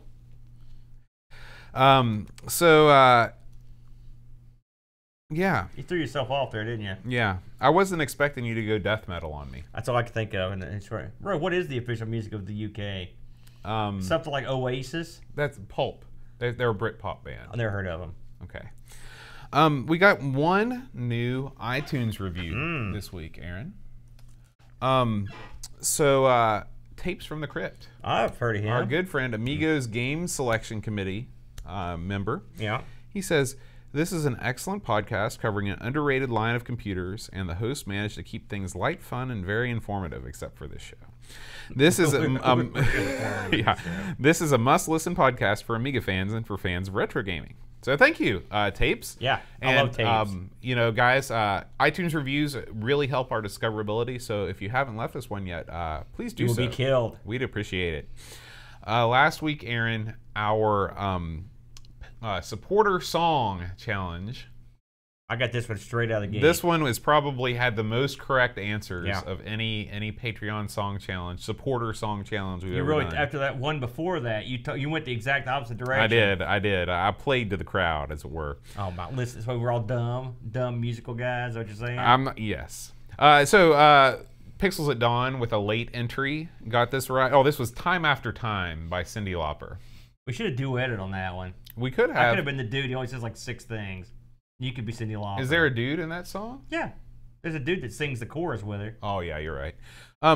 So Pixels at Dawn got it right. The Huck, Matthew Perron, Eric Nelson, Chris Folds, Gary Heather, Tapes from the Crypt, Figgy CTZ, Terry Howard, Pack Billy, Duncan Styles, and Barkbit. All got it right. So very congratulations. Good. If you know the answer to this week's supporter song challenge, you can write in at john@abigospodcast.com. And if you would like to support the show through either Patreon or PayPal donation, you can go to everythingamiga.com/support. And we want to thank Duncan Styles for setting up that new page for us. Dunk's done a lot of good work over there. Yeah, man. So here we go. Oh, man. Brace yourselves. What is that? I let you had indigestion. I gotta make sure I'm in the right mind space. Are you gonna space. belch? Okay, go ahead. I'm ready. You know it's coming, and there's nothing you can do to stop it. No matter which way I go, if I go low or high, it's gonna get. It's like when you get kicked in the groin. There's those few seconds where you know the pain's gonna be excruciating, but you just can't prepare yourself. Edvin Helland. Sorry, Edvin. Edvin Helland also got it correct. Can you? I know. Edvin, come get him. I know. Come get him. Whoops! I'm fighting off. Gary Heather, free lunch.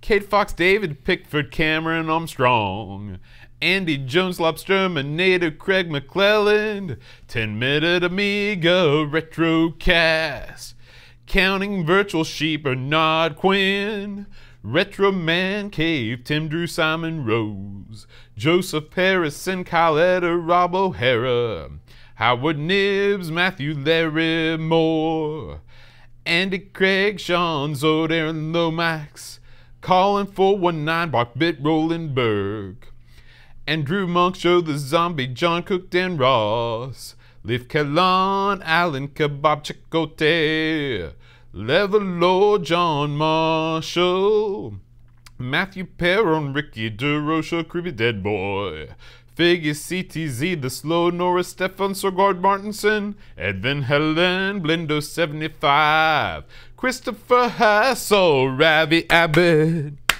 Chris Foles, Dreamcatcher, Lauren Giroux, Graham Vebke, Lane Denson, Adam Brattersby, O'Brien's Retro and Vintage, Gary Hucker, C. Brian Jones, Paul Harrington, Duncan Styles, Alan Kebab Tapes from the Crypt, Josh Nan, Adam Bradley, Jonas Rulo, THT, Eric Nelson, Kim, Tommy Humbert, Stan, Daniel Bingston, Brutal Barracuda, Darren Cole, Jason Wands, Pixels at Dawn, and Kilbjorn Barman. Man, you sound like the deep voice guy from the Statler Brothers in there. Oh, no, that's the Ogreage Boys, dude. Oh, yeah. Come on. Sorry.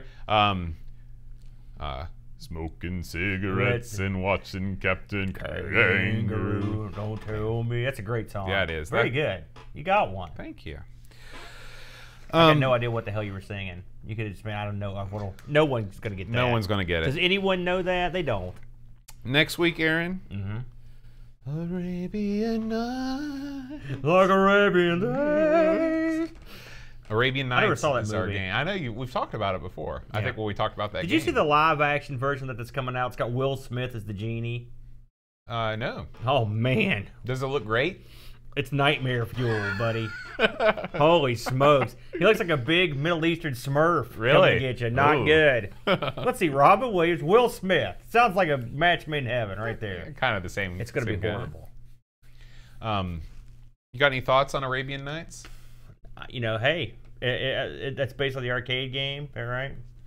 You don't know? I mean, no. Well, this sounds like it's going to be a great episode. I've never played it on. I've never played it on the show. It's a new look. I like these games. I think on the episode 200, we should just do nothing. Oh, you know what? Never mind. That's why Pixels didn't send me a message, because next week it's not Arabian Nights. Next week's episode 200, Aaron. That's right. Yeah. You know what I want to do for this? We're looking forward to it that much. Here's what I want. You know, remember that game World Games? Yeah, man. Games? I want to go all over the world and find all these obscure sports, just like and just ruin them all with our misunderstanding of the rules and our complete lack of knowledge in the sport. That should be what we do that episode. Just we'll find every little country's got a sport, and we'll just go and screw it up. We got to find the games to go along with them. That'd be kind of fun. Because I feel like that's what we're doing in the UK. We just smash every sport they've got. We're stupidly staggering like idiots. Kate P suggests a naked show. Well, Kate, I don't think you. Listen, Amigo Aaron's weight loss wage is not over yet. There'd be a lot. That'd be Amigo Aaron's weight loss century. Tell that trick. All right, guys. Thanks as always for watching or listening. Thanks to all the people hanging out with us in the chat. Treyguard 1982, Kate P, Pixels at Dawn, Duncan Styles, Andy Davis. You gonna forget Edvin again? Edvin Helland, listening from his man cave, beer in hand. Man, he's living the dream. I don't know if I said Pixels where or Edvin's not. is over in Norway. That's right. Norse. Beautiful. Norge. The beautiful country up there. Happy Nordic folk. Yes. Yeah. Graham Vebke, Barkbit, Lobsterminator X, Henrik Anderson, Amiga Bong, Pack Billy. You missed our. Never mind. Juan wasn't on the show, but I had a friend from Korea here last week at Amiga Bong. We tried to get him on. Yeah, scheduling difficulties. Retro Man Cave was in here. Who else did you mention? Who else Retro Man Cave. Anybody? Whoever we skipped. What are we gonna do next week? You want right in here? Because I know really you have a secret plan. Oh yeah, I've got it all laid out. Now tell the people what to expect in Amigos episode 200. No way. It's a total surprise. It's a total surprise. Even I don't know. Yeah, I've purposely left you out. That's pretty much that's something else you can put under my gravestone. This man was left out. That is also the story of our team. How many times have I walked in? You're like, here's what we're doing. Hundreds of times. That's very true. We'll do something though. It'll be fun. It'll be something. It'll be long. Get ready for a long episode. I think Brent's going to be here. I think Chad might be here. Amigo Chad, Hat Chad, not old Chad, unfortunately. The Wilcox Hour will have to wait. But anyway, we'll see you next time. Until then, adios. I hope I don't have a ball game next Friday. It just occurred to me. I'll look. Yeah, that would really be bad. Well, that one I'd have to bow out of. Let me look real quick. Let me have a quick. All right, I'm gonna go up and switch glasses so I can start drinking scotch. Switch what? Switch glasses. Oh. I thought you made like eyeglasses. No. I was like, what are you, Elton John? Put on You gonna go put up your frock and stuff too? Remember when I had that idea I was going to wear a different wig every episode? Remember how long that lasted? Yeah, that was how long? That less than an episode, wasn't it? Hey Gary, hey everybody. Well, Edwin, it's a good. I'm looking right now to see exactly what the schedule is going to be next week. My son has a ball game one more Friday. I've got to determine which Friday that is. So I got the Gambletron out here. Let's see what we got here. Let's see. What is today? 17th. Yeah. So yeah, he's got one on Friday. So I guess I'll be missing that one. Yeah. So he's got a ball game that day, but I guess that's going to be an uncomfortable mess. What are the odds that would happen? But I'll figure something out. So we'll get into something. Hey, despite what Boat said, I don't think he has any idea what we're doing. So if anyone has any cunning suggestions, feel free to, anything you'd like to see on the 200th episode. Aside from me drink a lot, that'll probably happen. Okay, so has anyone here? Oh man, from the ball game. This resembles baseball like cricket does. It's vaguely similar to baseball, what my kid does, but it's not entirely the same.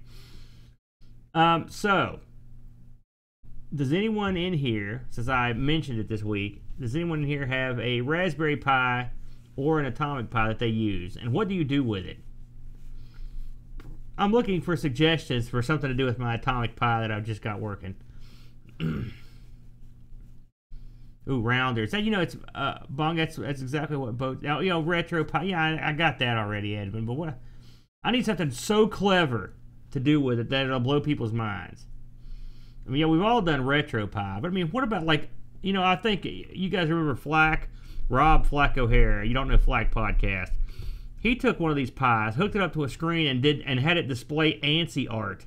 I thought that was a pretty good idea, Boat. Yeah, I loved it. By the way, he does have a ball game next Friday, so I will try to get out of it. I think I'll be okay. Okay. What do you got there, Boat? Oh, no. Is this some more crap that got filtered through a bunch of moss and fungus? So Graham was asking about this. He's like, how's the KonMari going? And I said, well, I usually keep it upstairs because Aaron doesn't like it. But... Here, give me listen, Graham is a great fellow. I'm going to drink whatever he sends. Just give me just a smidgen. That's fine. That's more than enough. Oh, yeah. It's mossy. Mm-hmm. It's dirty. It's flirty. Let me see here. Have you played with the... I saw that you didn't tell... Well, I guess you're going to mention that your joystick on the new show, aren't you, on the Spectrum? Well, I haven't got it yet. That's right. But I mean, you're just going to wait till it comes in? Have you played with this thing since I gave it back to you? No. So we don't know for sure that it's going to be working. No, I mean, I powered it up because I've wired everything up, so I'm ready to play. I'm hoping that our buddy Sanxion, he said that he would be sending the Div MMC Future over pretty soon. But I'll probably do some streaming. I've been incredibly busy this week with Juan being here and then trying to catch up. Looking at Lob's Terminator. Listen, Lob, there's not a pie around that's gonna I need to do that trick because I've been a good boy on the weight loss challenge, Boat. You look svelte, man. I'm not svelte, but I mean it is what it is. But the problem is, I'll tell you something. It's funny. I'm not going to disclose the amount of weight I've lost. Of course not. That's a secret. Let's say I'm behind schedule. Mm-hmm. Okay. I told you I lost 100 pounds, 100 and some pounds in the 90s. Right. Right. Late 90s. And I kept a schedule. Every week I would weigh myself, and I kept a schedule. And I was about the exact same weight then that I am now that I started. And then it took me over a year to lose the weight. And I'm about 10 pounds off where I was then, as opposed to where I am now. So I'm not that far off. You're on schedule to lose 100 pounds by the end of next year. Well, I don't want to disclose the total weight. My point is, and I went through the ringer this year. You got to at least give me that. I had every provocation to go eat everything I could see and drink all the booze in town. If what happened to you happened to me, I would no longer be on. I'd be on the Amigos weight gain wager. Why didn't I start that? I didn't even think of that. That is just like the freaking Yokozuna. He did that shtick and then he died. Well, The Amigos weigh engage. I would be. I don't know. I ate everything I wanted, but apparently that's my top out. So at least I know where I could go back up to. But I'm working on it. I've been a pretty good boy. In fact, I weighed in today. I'm getting there. It's a slog to get down. It's quite amazing. As heavy as I was and still am, the weight just doesn't come off, and it takes a while. You have to be patient. Yeah, man. Some days I want to throw the scale to the wall. You know how it is. I mean, you've been well, like I said, I had to cut out bread completely. I had to just cut it out. Well, that I've not done. That's a hard thing to do. I think I love sweets. I love them, and hamburgers and pizza. You love all the same stuff I do. I had to cut a large swath. I mean, the lady at Subway knows me, and she fixes my order every day as soon as she sees me. I get the same thing every day, day in, day out. I go to Subway every day for lunch, And then when I'm cooking at home, I'm cooking for people that aren't dieting, and so I have to cook them something and eat whatever's left, basically. So, no, not a woe is me story, but it is what it is. I guess I'm prepping people for disappointment. Thanks, Bode. Well, that's exactly what you were going to say, right? Well, no. Can you believe it's raining again? Is it? Yeah, it rained. It stormed last night. Really I swear, bad. my lawn in the backyard is waist height. Oh, I know. I've got to cut mine too. Yeah, it's brutal out there. Mine's the same exact way. But I think I may anger some people in this episode of our Sinclair. That's all right. We dare to be different. Well, no, we don't. We don't dare that. We don't dare that at all. Hold on a second. I gotta fix our stuff. Ooh, dedicated mod play. Now, see, that's what I'm looking for. That's a good idea. Damn, that's a great idea. I may do that. I don't know why that's so much bigger. Oh, cauliflower. Come on, Pack Billy. Call me when the shuttle lands, brother. It doesn't taste great. I tried the cauliflower pizza crust before. Where do you get that? Hippie Town? No. Here's what you do. Oh, you made it? You go to Walmart. You buy some cauliflower. You put it in your food processor. Yeah. You grind it up. I don't have one of those. You buy a food processor. Yeah, I just bring it over here. You bring your cauliflower over here, and you mix. And I mean, once it's grated and you add some liquid to it, you can kind of clump it up. But the thing is, the texture is just so nasty. It does sound just disgusting. It's so nasty. So I've told you about my experience with the non-yeast made, non-breaded spaghetti noodles. That sounds eerily similar. Yeah. You're gonna have the same. You just can't replicate stuff like that. Have you tried this vegetarian meat? I've heard all about it. Everywhere I go, they're like an Impossible Whopper. Did you look at the stats on this? It's no more healthy. It's worse for you than a hamburger. Yeah, but it doesn't hurt cows. You know something else that won't hurt cows? All the dead people that eat these. We'll be too fat to go catch the cows. They'll run free. Good Lord. Oh, man. Not the nutritionist, Andy. Oh, no. I would think that it wouldn't be bad with curry, Traegard, because the taste of the curry just overpowers everything else. But yeah, I just had to give up on pizza and any kind of sandwiches and stuff for a long time. That's all I eat, except for the pizza. Look at that. Graham says, I have read about the pie hole as well. That's a great name. The pie hole. I guess it's an ad buster. I asked him for some suggestions to do with the atomic pie. See, no one's got one of these. No. I got lucky when I got mine. Did you? Yeah. Well, yeah, it's fun. It's $35, but why do you hate it so much?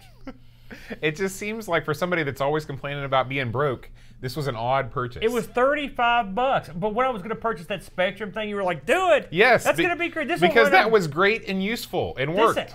Dude, it would do one thing. This will play all the Spectrum games and everything else. Let me know when you get that fired up and going. I can play. You literally. I've never seen someone. Do you have two mouths? Because the amount of time you sit speaking out of your ass is unbelievable. This is gonna be a drunken R. Sinclair. I can see that coming. I'm already trashed Sir out of my mind. is gonna be not pleased. Look at this. This is how we set up. We go 1, 2, 3. So this is a kids show. You can't be putting this stuff out here. At least put puppet heads on them. Man, I could murder a Peshwari naan right now. You ever have one of those? Why do you hate nuns? No, naan. Oh, no, I don't know. How often do you eat Indian food? Indian food, only when forced. Mm. I've never had Indian food. I don't like hot stuff. Except unless it's Eddie Gilbert. A little inside baseball there. All right, let's do it. Okay. I got places to be and things to go. Here we go. You get what I did there? Yeah. All right. Hi, everybody. Welcome to Our Sinclair. I'm John. And I'm Aaron. And today we're going to be talking about R-Type. Woo, R-Type? What's your type, Aaron? Hey, redhead, but that's a whole different story. Is it? Did you ever put an ad in a classified? Sure, all the time. You know, like back in your day when you were single and looking to mingle, that's what couples did, right? They found each other through the classifieds. We had speed dating. We had video dating. Right. Right. You know, I'm so old that if you really were hard up for a girlfriend, you just walk to the next cave and hit one with a club. Just drug her across by her hair. Do you still have any of the VH tapes that you made, you know, that you submitted to these services? Well, that was part of the situation is they get to keep the tapes. And they weave them into some real cheap Dairy Mart style film. Yeah, I do like the, when I watch those on YouTube, I do like the soundtrack that accompanies a lot of those. It's a very sort of AM Gold type sound. It reminds me of sort of a, like 70s elevator tune. Yeah, you know? yeah. It's not that, of course. It's not that. That'll get us taken down by YouTube right there. That's all you need to do. It Four will jump notes. you. Bam. They'll get you. No, you know they speed dating and ads in the paper. So that's sort of all gone away. Yeah, because now we've got Tinder. Yeah. And you know, it's just like your buddy from Korea. What was the name of that service he was fooled with? That he worked for? Chat roulette. Bam, get on that. Yeah, that's all you need. You I've know? seen some. Have you been on there? I've seen some compilations that are quite compilations. Yeah, what do you mean? You go on YouTube and type in chat roulette compilation. Really? There's a oh, okay. That sounds pretty good. Yeah, and of course that's not even counted all the naked bits. Have you ever been on a blind date? No, never. Yes, maybe. I don't really know what that means. You don't know what a blind? Someone set you up with a chick you've never No, met. I've never been set up. Really? Like I met a girl online and I saw like her picture. Yeah. But I guess that's not a blind date before we met because I saw her picture, right? Did she look like the picture? No. Yeah. Have you ever set anybody up on a blind date? Yes. No.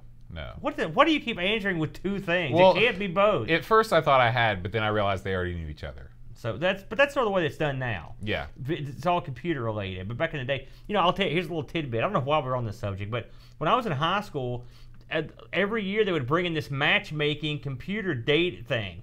And this is in high school, sponsored by the school. You paid your $2. They'd take all the people in the school and smush them into this computer database. I don't know what they use, what algorithm they use, but they would give you your top 10 or so chicks to hook up with. They were still doing that when I was in high school. And I'd be like, and I remember... and you pay $5 for that little booklet or something. And what's a little piece of paper? And I remember it matched up with the hottest, smartest, most successful chick in school. So if it was like a coupon, you'd have been in. You know, I want to use this. You just take it to her and you say, look, you got no choice. You're on the list. Yeah, if you make that should be part of it. Whoever's on your list, you got to give them a chance. That's right. Just give me a chance. It didn't happen. Needless to say. Who was the hottest girl in your high school? Well, I mean, what am I just gonna say? An arbitrary name? Yeah. No, I mean, I can't remember much about high school. You know, was there like one generally regarded hottest girl at your high school? No, not one. Okay. You know. So there wasn't one queen above all the there others. There was a girl named Beth that I thought was very attractive girl, very nice. She was in the band, and one of my friends did go out with her for a period of time. You know, but I never did. Were you always singing that Cars song? My best friend's girlfriend. Yeah, no, it was actually Jesse's Girl was a song I would I want to tell her that I love her, but the point's probably moot. It is. It always is. It's a great line. Now I'm going to tell her that I hate her, but the point's moot. So either way you go, you're pretty much boned. That's a whole other song. You ever talk to her anymore? I've never talked to her. That answers that question. This is our Love Lord podcast, everyone. Would you get us back on track, Bo? Okay. Good Lord. We're going to talk about R-Type. For real this time. It is the name. Every time you hear it, you just think, what?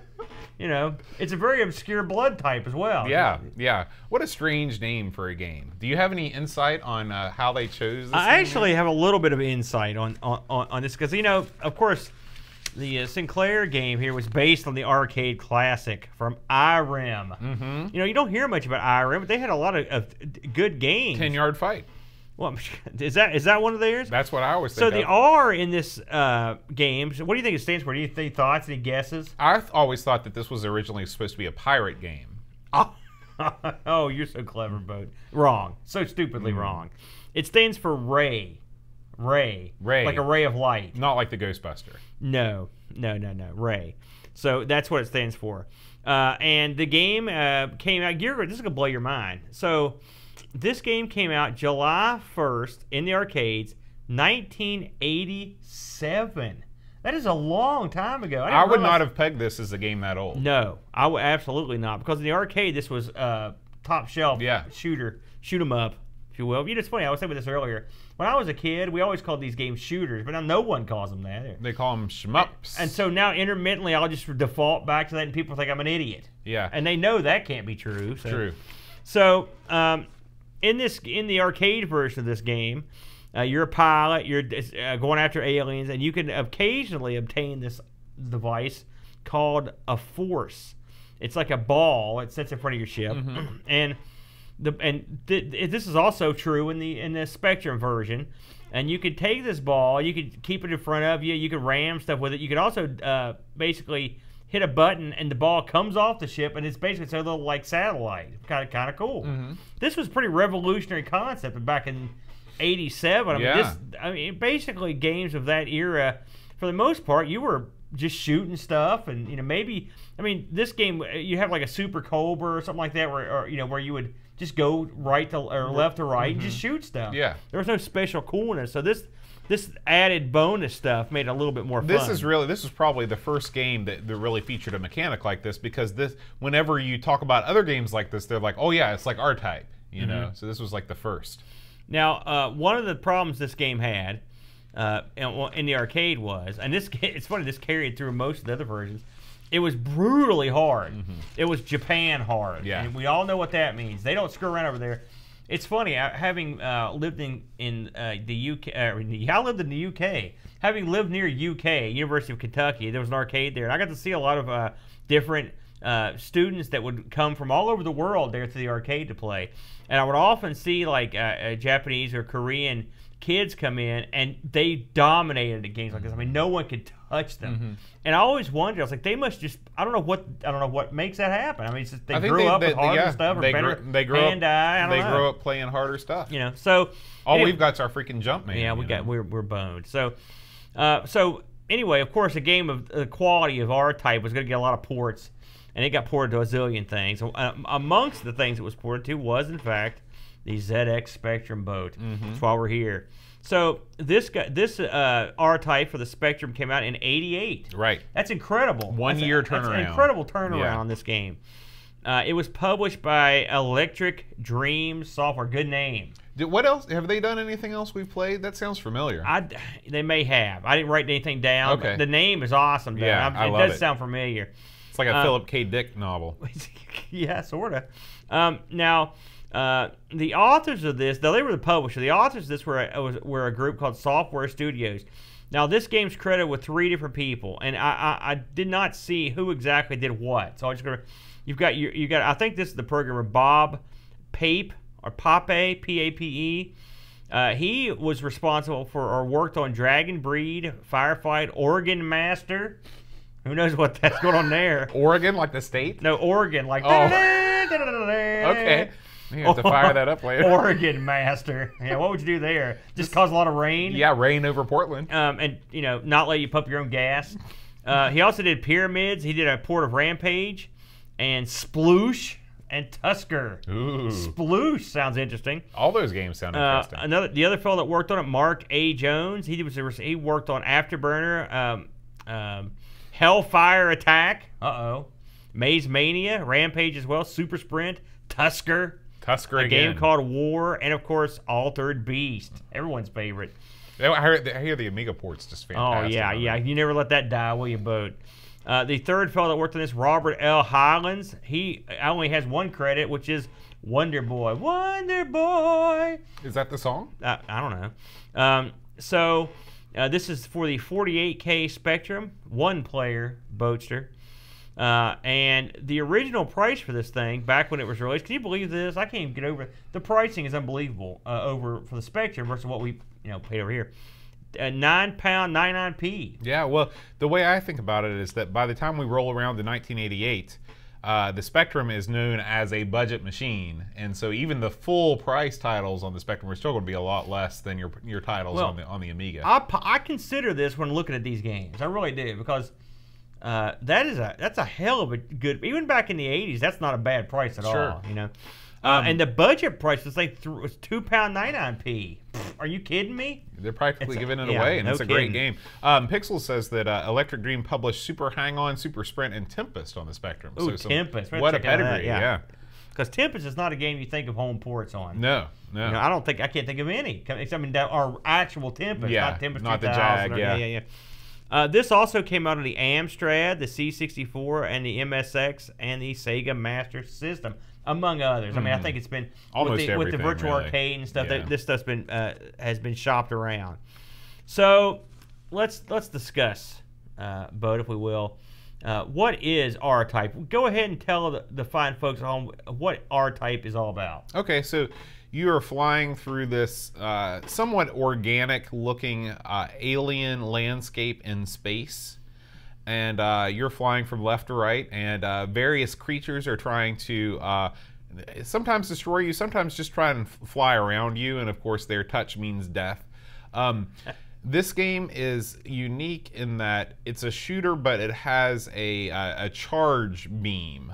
And so instead of just, pew, pew, pew, pew, you can hold the button down, and the longer you hold the button down, your bullet becomes more powerful, and it also changes appearance. What's the heavy beam sound like? There we go. Yeah. Very good, Bo. And so it adds a layer of depth to, like you said, this is probably in a lot of ways the first truly modern horizontal shooter. I can't think of any other games that had all of these options kind of at once. There might have been something that had one of these things, but not all of them. It was certainly a trendsetter. Yeah, absolutely. And so you basically traverse each stage. You've got a boss at the end of it, a big creature, and you've got power-ups. The orb. What did you say the special name? The Force, right? The Force. The Force has got different qualities depending on what you can pick up. They give you lasers. They allow you to detach and shoot different things. It's a really cool idea that's more than just we're giving you a different type of missile to fire out of your ship. The use of the Force in these games is I always have found difficult, because you literally can maneuver it around. Yeah. It's very wacky. Amongst the things that this game offers were an array of various missile weapons, or I guess lasers. Mm-hmm. You've got these sort of circular lasers that come out. You've got these reflective lasers that just bounce all over the place like diamond bounces, just right angles. Mm-hmm. Then you've got this real bizarre, like follows the pattern of the screen. These kind of like lasers, almost like Tron cycles that come out. They kind of just go around everything that's it's like a kick available. Sort of deal. Very bizarre. Mm-hmm. I'm not a fan of those, by the way. Those are because they're hard to use. But the Force, controlling the Force is key, because you don't have to hold the button down. You kind of put up on you hit this game has a detach button. We should mention that this game does allow the Kensington controller or the keyboard. I actually played it I usually do this on the Spectrum. I play this with the keyboard.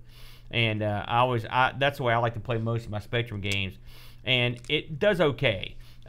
Controlling the Force was a little, you had to get used to it. The detach button, though, it's nice to have that second button there, which of course you know how that goes. Mm-hmm. Now we played this on the Amigos a while back, and I will say this is a fairly faithful version to the arcade. I went back and watched some arcade play.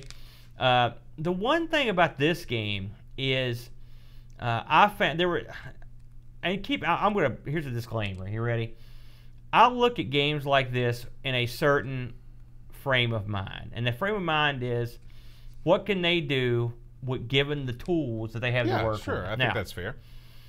Given the tools that they had to work with, if I was a kid that had a Spectrum 48K and this honed into view, I would be ecstatic over it. Now, modern Aaron plays this, and it's incredibly well.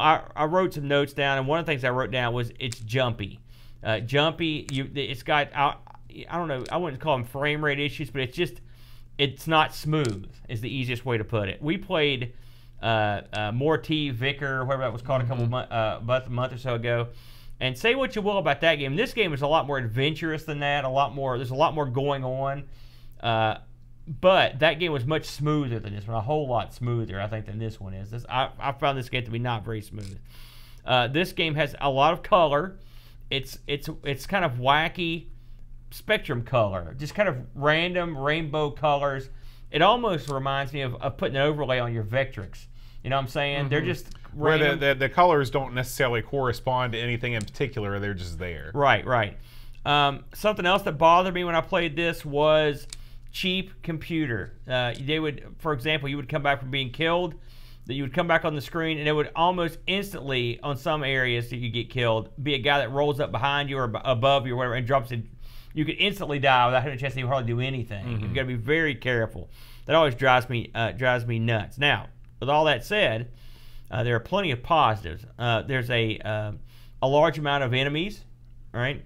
They're varied. The environments are very different. You've got sort of a space theme in some. You've got an organic background, and there's also one that's sort of maze-based. That's a real bizarre gimmick where it's almost like it's very confining. You know, even the end of that is to have like a sort of a maze boss at the end that you have to try to beat in this maze. There's also the end bosses in this are very impressive, aren't they, both? They're very, very large. They're We're talking huge. about huge sprites here. They had just to name a few. You've got a giant crab that comes out. There's this ship that has that could detach these two other ships that kind of come at you. There's a huge battle cruiser you fight. There's this ship that almost looks like it's covered in like a blob. I think it's sort of you blow the blob off of it. It's like a satellite or something under it. There's that maze ending one I told you about. There's this one ending, and I could never get to these, by the way. I watched several playthroughs where you go to this level and there's just stuff falling out of the ceiling. Right, I remember that. Yeah, you know, and then there's this super crazy alien at the end who's sort of inside another bigger alien, and you have to shoot him. So the end bosses are there, and this is an era where these games didn't always have an end boss. Right, they just had continual shooting. Went on, yeah. So there's something to be said for that. There are levels where you have to, which is again, this is a lot like some things we've seen on the Amiga. There are levels where you have to shoot through, like, which ironically that's what's happening on the screen. These organic tunnels. They just have to blow away all this, crud to make clear a path. Basically, there are ground forces that will shoot at you, a la blood money or anything else. They're just stuff that's on the ground shooting up. They're a pain. You have to come down to get them. You can't hit the walls. You can't hit the aliens. You can't hit the bullets. So it's a super duper. I found it very difficult. But what did you think about it? The difficulties in this game are many. Obviously, if you're watching the video version of this game right now, we're pretty far into the game. I think we're on stage 4 now, and things have gone into insane mode. Yeah, I could never get here in a million years. But even in the earliest levels, the game is frustrating because when you die, you don't pick up where you left off. But it doesn't. If you get far enough, there's a checkpoint system. Right. But I found that incredibly demoralizing. I'm just so used to, because even in games of this vintage, a lot of times when you die, you'll just start right where you left off. And the game is pretty generous with the amount of lives you get. The biggest problem I have with this game is that it always felt like, and maybe I'm just spoiled by the arcade version, but it feels like you never have enough horizontal space in which to maneuver. It's very confining. Yeah, I agree with that. And I don't know, and Chris Folds mentioned this on his review, but it's almost like the aspect ratio is working against this game. If you were working with a 16:9 kind of surface, you could have more space to fly around. In this game, because you've got that square screen, it just seems like you constantly are trying to just maneuver yourself to not get run over by stuff. There are some levels that are worse about that than others, and of course the bosses are also mammoth, and so they're, I think there are people that are good at this, and they can go through it, and one of those people is not me. That much said, it's difficult, and we had the exact same experience on the Amiga. Mm-hmm. it was so difficult that it made it not that much fun. Yeah, and it's funny because every review that you read online, every modern review, talks about a key part of this game was when people figured out how to use peek and poke statements to sort of unlock a trainer, if you will. Where Rats, you can, I didn't know about those. Yeah, and so of course I just went through all. I've got the Spectrum Toe Set collection, so I just clicked through all the versions of this game until I found one with the trainer. Oh, I didn't have that. And then I went to town on this thing, and so but at the same time, you know. Shooters, I mean, if you turn on invincibility, you can get through it, but the game just doesn't become a whole lot of fun. And you're like, what am I even doing here? Why don't I just watch a playthrough? Yeah. So, I want to love this game. This is beautiful, especially after the weeks that we've had recently where we're doing games like Head Over Heels and Quasitron where it's one color, you know, it's a one color stage. This game is a feast for the eyes in terms of using the full Spectrum color palette. You know, I love the way, I don't think it's quite as jerky as you think it is. Well, I'm looking at this, we're watching a playthrough as we talk, and this playthrough is much worse than, I mean, it wasn't nearly this bad when I played it. Mm-hmm. So I'm guessing whoever put this together, they're having some kind of problem. Yeah.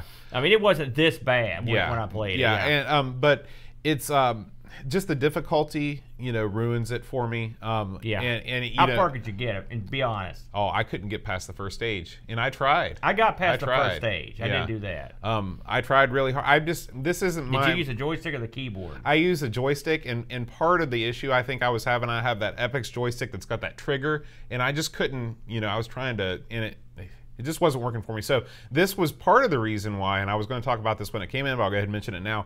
I ordered one of these mini monster joysticks with the 9-pin. They're a new joystick company out there, and for games like this, so I can have arcade controls with this thing. Yeah, that would help.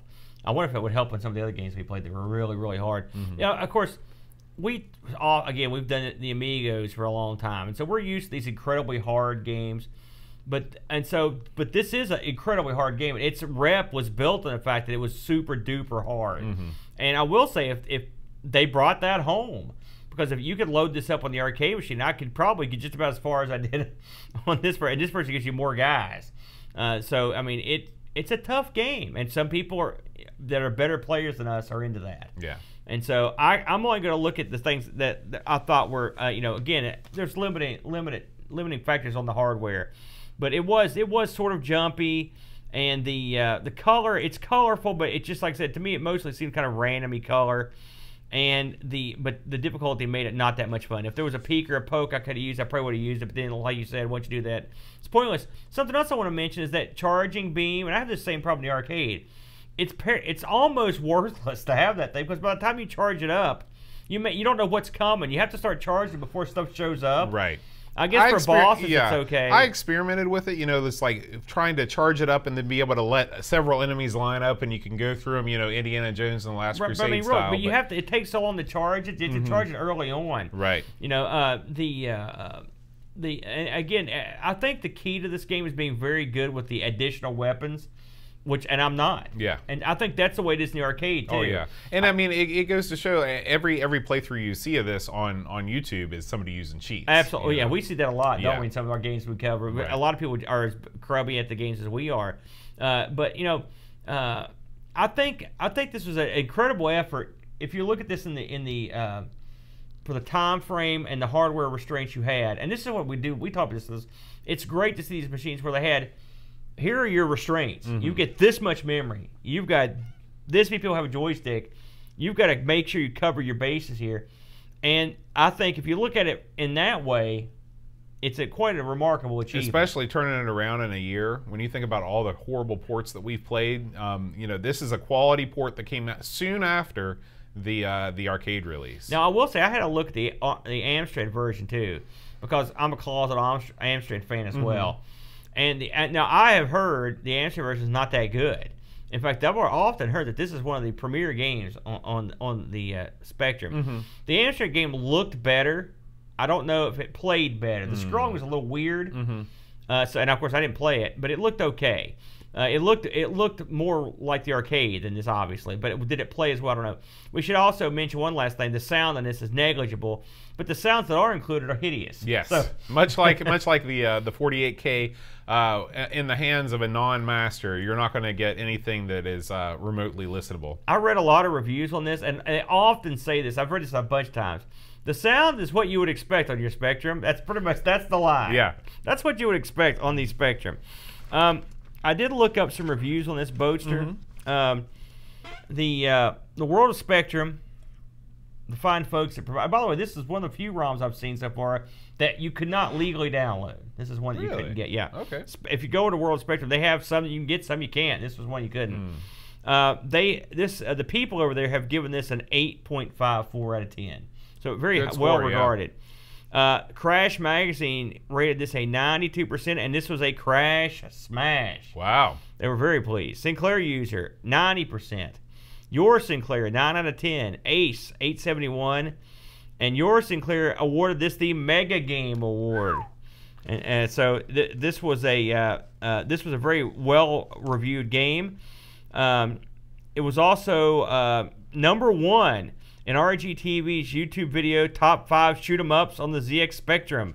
So this is a top tier Spectrum shooter, and I can see that.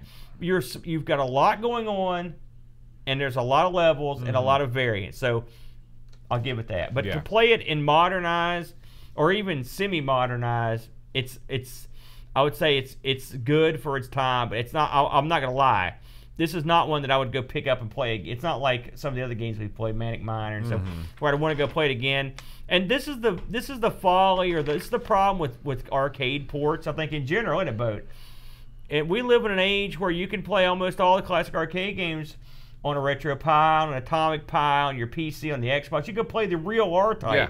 And so it makes a lot of these old ports look ragged, and which is, you know, sometimes they'll come through and be awesome. Like the Dreamcast Golden Axe, or excuse me, the Amiga Golden Axe. I can play that. It's pretty close to the arcade. I like it. Sometimes these games bring a different slant to the table that make them fun. But this is one of the games where I think just the rigors of time have not been kind. Absolutely, absolutely. Well, the Discord team agreed with you. Really? Yeah, we got some Discord reviews. I was reviews. afraid I was going to get a lot of hate. Pixels at Dawn says, an excellent 8-bit conversion of the arcade classic, especially since I'm terrible at this too. Graphics use the Spectrum style well, especially the impressive Starfield background, although there is some slowdown and the sound effects are a bit shrill. Yeah. Unfortunately, the cramped resolution makes it very hard to see and react to any incoming fire, making it even more difficult than the arcade. 7 out of 10 from Pixels at Dawn. Graham Vebke says, one of the better 8-bit arcade conversions, but its graphics, while beautiful, are not in the correct aspect ratio, which makes it more difficult to recognize the patterns of attack waves, and the sound is not great either. But at least the gameplay is still there for this classic game. I don't feel it's the shmup king on the Spectrum, as many say. 7 out of 10. And finally, Chris Folds says, it's a brilliant conversion of the high-end arcade shooter. It's a bit out of aspect ratio compared to the original, which ramps up the difficulty, and it's a shame they never made a 128K enhanced version with better sound. A solid shooter, 7 out of 10. So all 3 of our reviewers mentioned the aspect ratio thing. Yeah, I'm going to go out on a limb here when I say this. And I do respect the arcade version of R-Type and what it brought to the table. It's very clever. I'm in the minority here when I say I would much rather play a game like Super Cobra or Scramble or I'm trying to think of other left to right shooters. Gradius. These games, Life Force, those are too hard. Salamander, those are all too hard. These games that where they started just getting crazy hard. I just couldn't. I mean, even Defender, I could never play. Well, yeah, Defender is impossible. You know, and it's brutally hard. I just couldn't do it. And these games, I just couldn't play. Now, when you got into the stuff that are more like Raiden, I could give those a whirl and be okay. Or even like Xevious, I love. You know, that's a game I was a good hand in. But that's a whole different type of game. Right. When it came to these games, it's just not my favorites, and they're not my favorites in the shooting world. And so, you know, it's something I should mention. And someone in chat mentioned this, and I wanted to say something about it. I actually have this.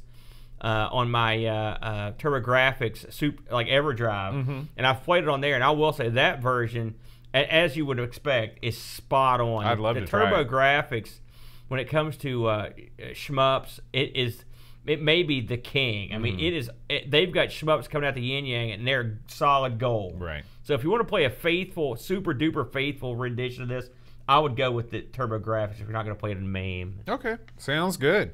Well, Aaron, as always, if you want to get in touch with us, you can send us an email at feedback@oursinclair.com.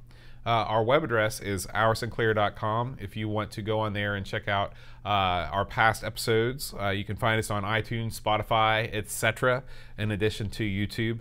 I want to thank our supporters, our Patreon supporters that help keep this show going.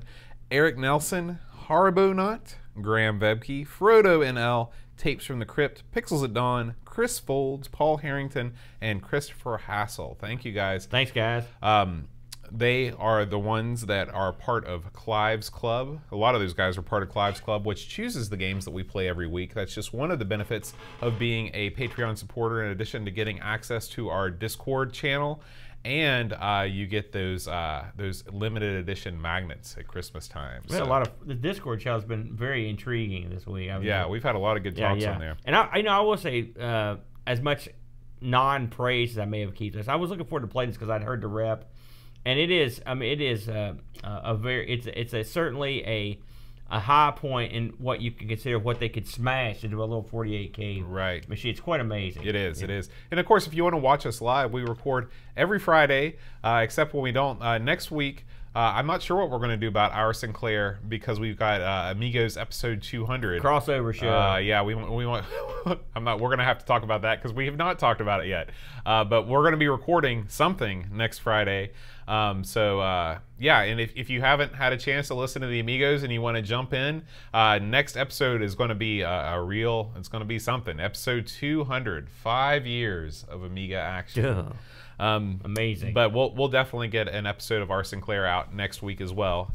And you can watch us as like these people in the chat are. We got Pac Billy here, Jason Plevin, Henrik H.A. Anderson, Pixels at Dawn, Picard 2005, Graham Vebke, Pac Billy, Duncan Stiles, and possibly other people that are just listening. So it's always a good time in the chat. Feel free to drop by anytime.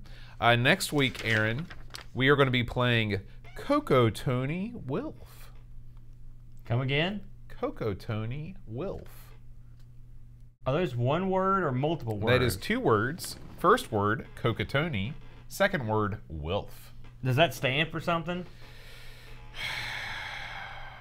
We'll figure it out, I guess. We'll figure it out. Yeah. Okay, Coco Tony Wilf. Sounds great. Tune in next time to find out, guys. Until then, rewind tape. And press play. All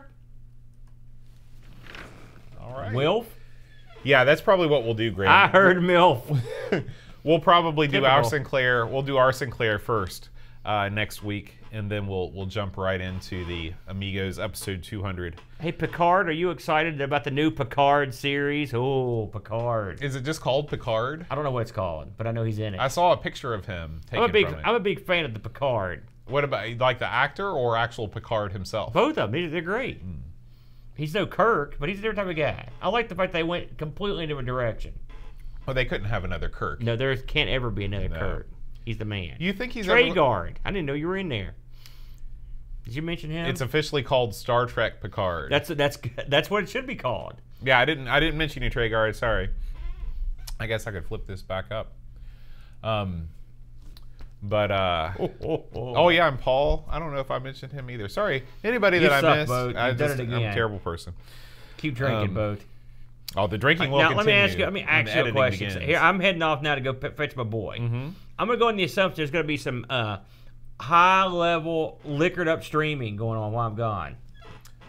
No. You've got everything set up here. Just fire it up and begin the streaming process. First of all, it's already like 4 a.m. in Europe. So? Second of all, I need to get the show out. Make more shows. I've got to get this There's show no out. editing involved. Just send it out. Just send it out. Do you realize how just terrible like ARG? it would be? No editing, no processing. It would sound like ARG if I put it out the way it is. It can't sound that bad. It rained again last week. I had to do a lot of heavy editing to get that thing to work. Was that the War Games episode? Yeah. Okay, yeah.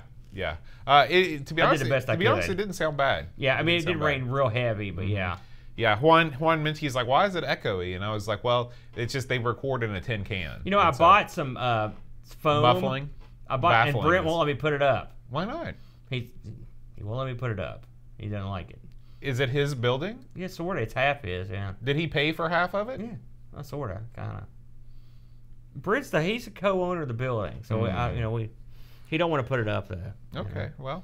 I was glad to have your buddy come over to the arcade. It was a lot of fun. Yeah, Juan had a great time. He loved every I wish you guys aspect could about his come visit. again. I hope you guys had a lot of fun while he was here. We did. I mentioned him on the show. Have you heard the new show?